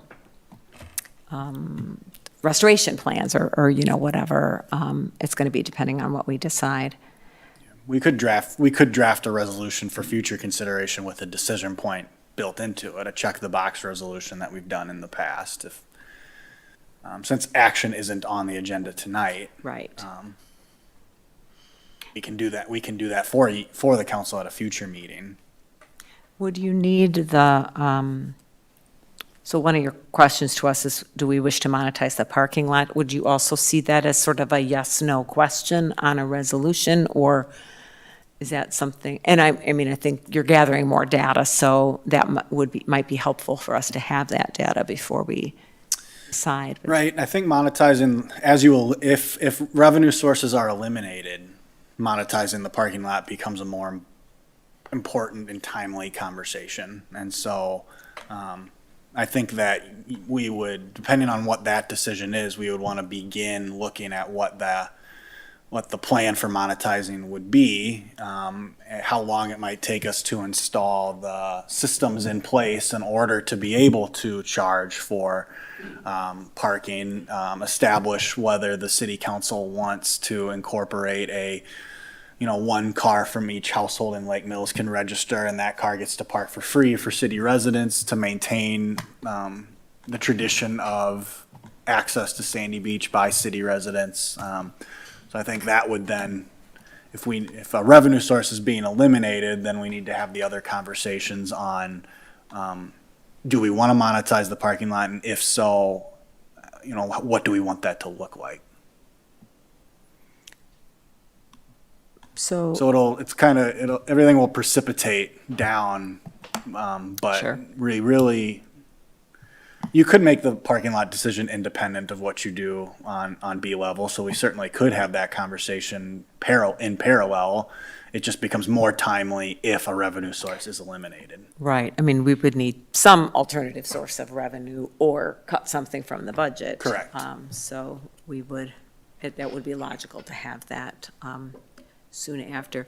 So it sounds like you're saying, Drake, that staff could draft a resolution of, choose one or the other in terms of what we want to do on level B, and then would we want a second resolution on asking staff to identify alternative revenue sources, or that could just go along with the first resolution and then just kind of work our way through decisions over time? I think that you could incorporate identifying alternative sources of revenue as a directive under the option to decommission. Now, you could choose to redevelop B level and still pursue other sources of revenue as well. So if the council is interested in seeing what the parking lot might yield, then I'll sit down and look at the data we've collected already, see what that information that might give us, look at what try and get some initial costs of what the system would look like and what it would take to bring that system to Sandy Beach. And we can have that. We can start preparing that for you. I don't know that we'll have it by the next meeting when the resolution is easy to prepare. We can start looking at what a monetization of that parking of the parking lot would look like, and start putting together some information for you to consider in parallel with other decisions. Correct me if I'm wrong, but I thought we had that at some point in the last 4 years. Maybe it was early on, but I do recall there was a conversation about the monetization of parking, and there was even a discussion about a particular kind. There was. We have a system identified that we think would serve our needs if we installed it. I haven't looked into exact costs of what it would take. It's essentially a reader that you go into the parking lot. There's a certain amount of grace period where if you leave the parking lot within that amount of time, then you're not charged for anything. The system takes care of it, bills automatically. Right. You can put in. So we have that system identified. We haven't looked at like an implementation plan or installation costs of that.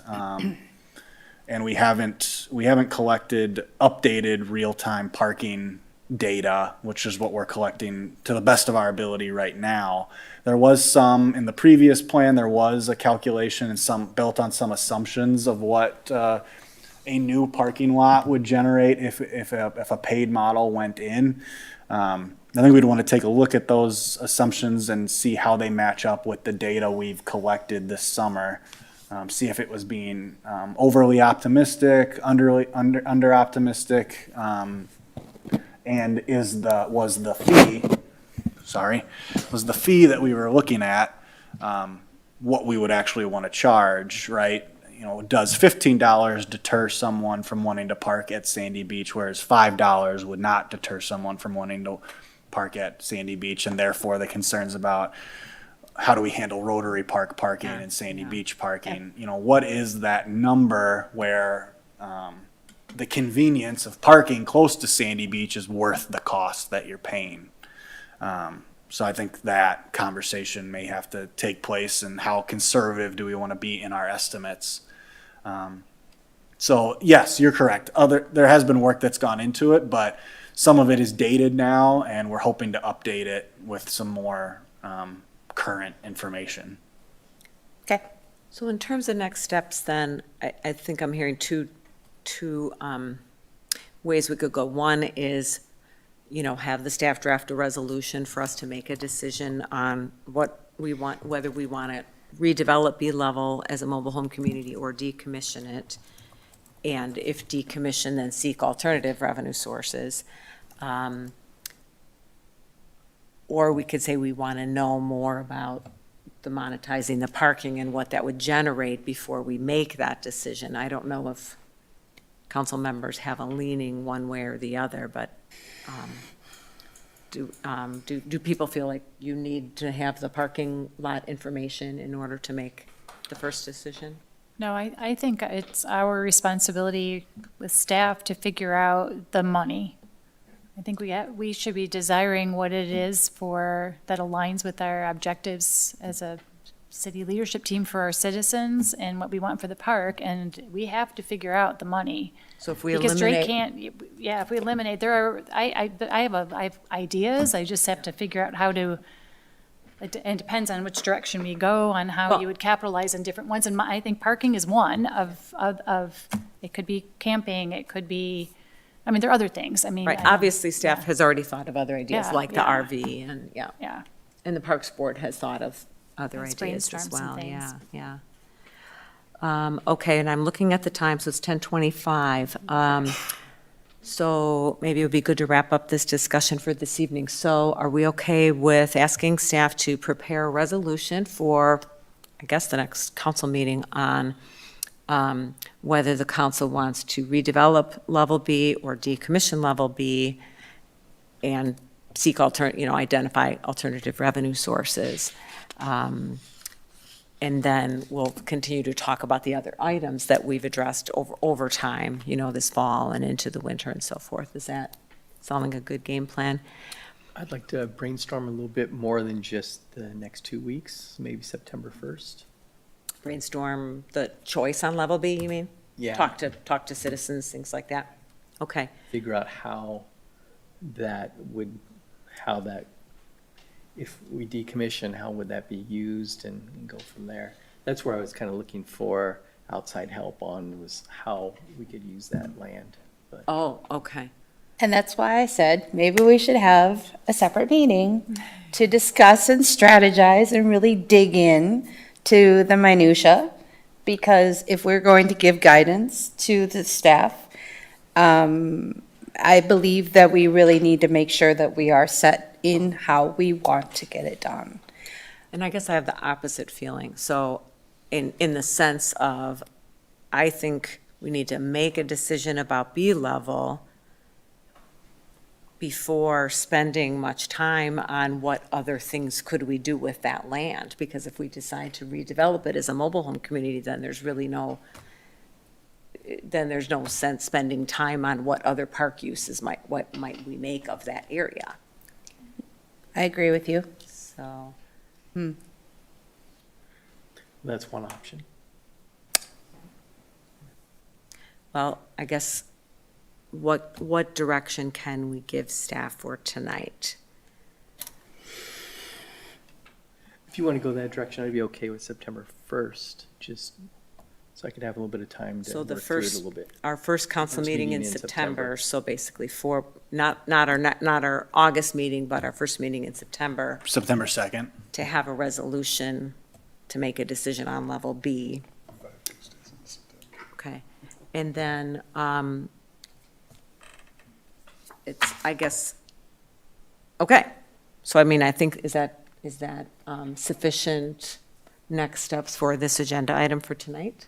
People feel As long as okay that with that? timetable fits with the other deliverables that you have on your plate, or did we just move you back 2 weeks on something that you were desiring? The only thing that keeps getting bumped is I owe Mr. Waters a redraft of Chapter 594 on trees that he submitted to staff that I have not put into the language that we discussed with him, and so I have not gotten to that yet, which I owe to him, I think, in the near future. It's been a busy summer. Yeah. I've been working with Mr. Coots has been in contact with me on some other items that I think have mostly wrapped up nicely, and he'll be, I think, talking with Ms. Curler about potential presentation of those, or I'll be, some resolutions and potential ordinances. The resolution we can certainly have for September 2nd. That's not very intensive for us to put together, so that's not gonna be an issue. That is this budget. We are shooting to have the operating budget presented at September 2nd, barring, something that really sets us back, internally. So, we're largely on track. There's, some things that there's obviously application, the readings that you have before you that are on the agenda now, and where those lead has different conversations attached to it, as far as the Madison Street parking, as well as the future land use map amendment. So we're gearing up for a long meeting on September 2nd, because especially if Third we, reading on a couple things, yeah. especially if we introduce the budget. So we can certainly get that resolution put together by September 2nd. That's no problem. Chapter 594 may take a little bit more time. And then the council will have to decide as far as the direction is for potential resolutions on options, I guess, on Milton Street, as well as street design in general, those processes, which I think we're targeting here in the next couple of weeks, as long as it fits with the schedule and all those items come together. Did you say Milton Street or Prospect Street are you referring to? The direction to Mr. Coots on developing potential Yeah, yeah, yeah. discussion items for the council and potential referrals to Public Works Board, or changes in processes or consideration of options. Okay, On Milton Street specifically and street design generally. So that, the council made that directive, so we're still working on that. We'll make it happen.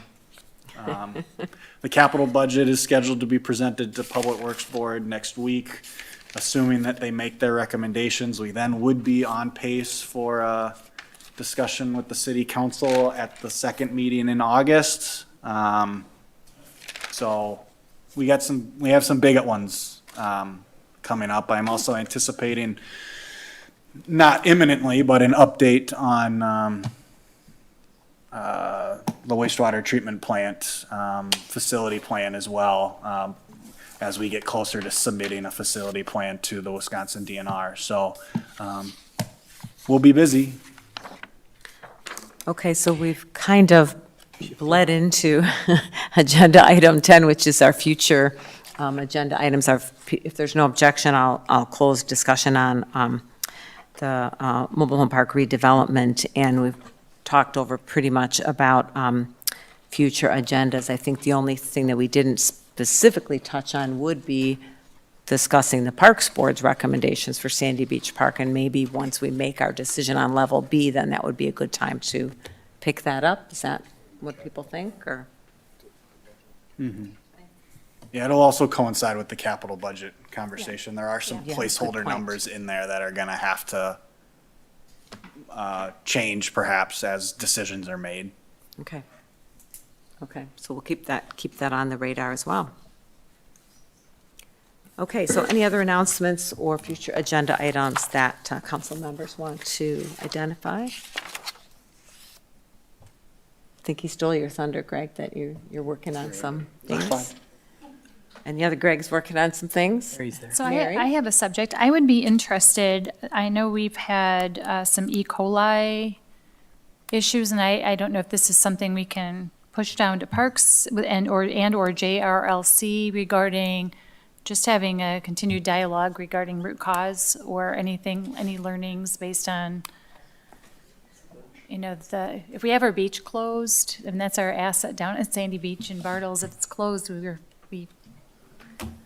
and so I just think it's a conversation I think worth having on, do we need to do further identification or understanding to make sure that when we are talking about mitigating stormwater runoff at Sandy Beach, that we really understand or is it goose droppings or whatever, that we really understand what is they're trying to solve?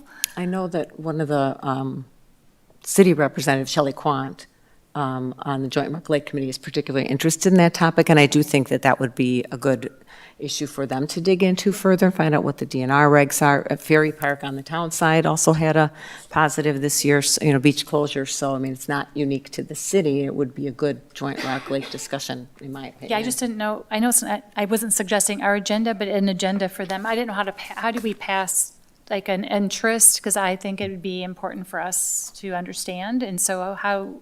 Can we ask Eric how many times it's been closed this year? This is Twice. we had the It's been closed first for a while. red sign. Come on. Last week. July 31st. Yeah, just last Was week the was the first. first one, yeah. Yeah. Yeah, Lisa was right. Sandy Beach West was July 21st. We just had an advisory with the test results for today. On the east side, Bartles posted for closed today as well. So this prompts daily city testing until we get a clear test result under the 1,000 fecal coliform units per milliliter. So it's the same state required Time testing. this year? Second time? Yeah. No, this is the first round, but Sandy Beach West lot has of- been consistently closed since the 21st because we have not received a clear result. Yeah. 29th. 31st. I think it's the Yeah. 31st. My 31st. apologies. 31st. Sorry, mixing up my That's dates. late. Yeah. So. It's late, I was yeah. gonna say, I was in the 1 week. water. Yeah, it's been 1 week, my apologies. So we have not received a clear test result yet with the daily retesting on Sandy Beach West. I mean, I think either Drake or I can certainly pass along to the Joint Rec Lake Committee that, you know, the council has noticed, you know, these closures, and, you know, if they want to look into it and give any recommendations or something, that would be great. I think we could, based on interest of the city council, I could talk with Eric about putting together a presentation to Joint Rock Lake on what our testing procedures are, what our beach closure system is, potential options that, you know, comparative information to how other lakes test their points of entry into the water at beaches, where we stand as far as our testing frequency versus other testing frequencies, and then if we wanted additional information, what that would entail to obtain. I think I can talk with Eric about We did discussing pass- with the. We passed a motion on that like 2 to 3 years ago. There's state requirements, or basically state standard protocols for signage and posting and testing. That's what develops your closure or your closure thresholds versus your advisory thresholds. We adopted those same standard language and posting protocols. I think that was 23 or 22. Yeah, A just couple years within the ago. last few years, Yeah, a yeah. couple years ago. Yeah. I think Thank I'll you. work with Eric, and then he can talk with the chair of Joint Rock Lake and figure out a good time to provide a presentation, and then Joint Rock Lake can kind of discuss. There may be a point where you may want to involve Parks Board. It's kind of a crossing of the beach versus water thing there. So, but I'll talk with Eric, and we'll start at Joint Rock Lake and give some informational material and go from there. Okay, thank you. Thank you. All right. Hearing nothing further, I will call this meeting adjourned. Thank you, everyone, for staying late.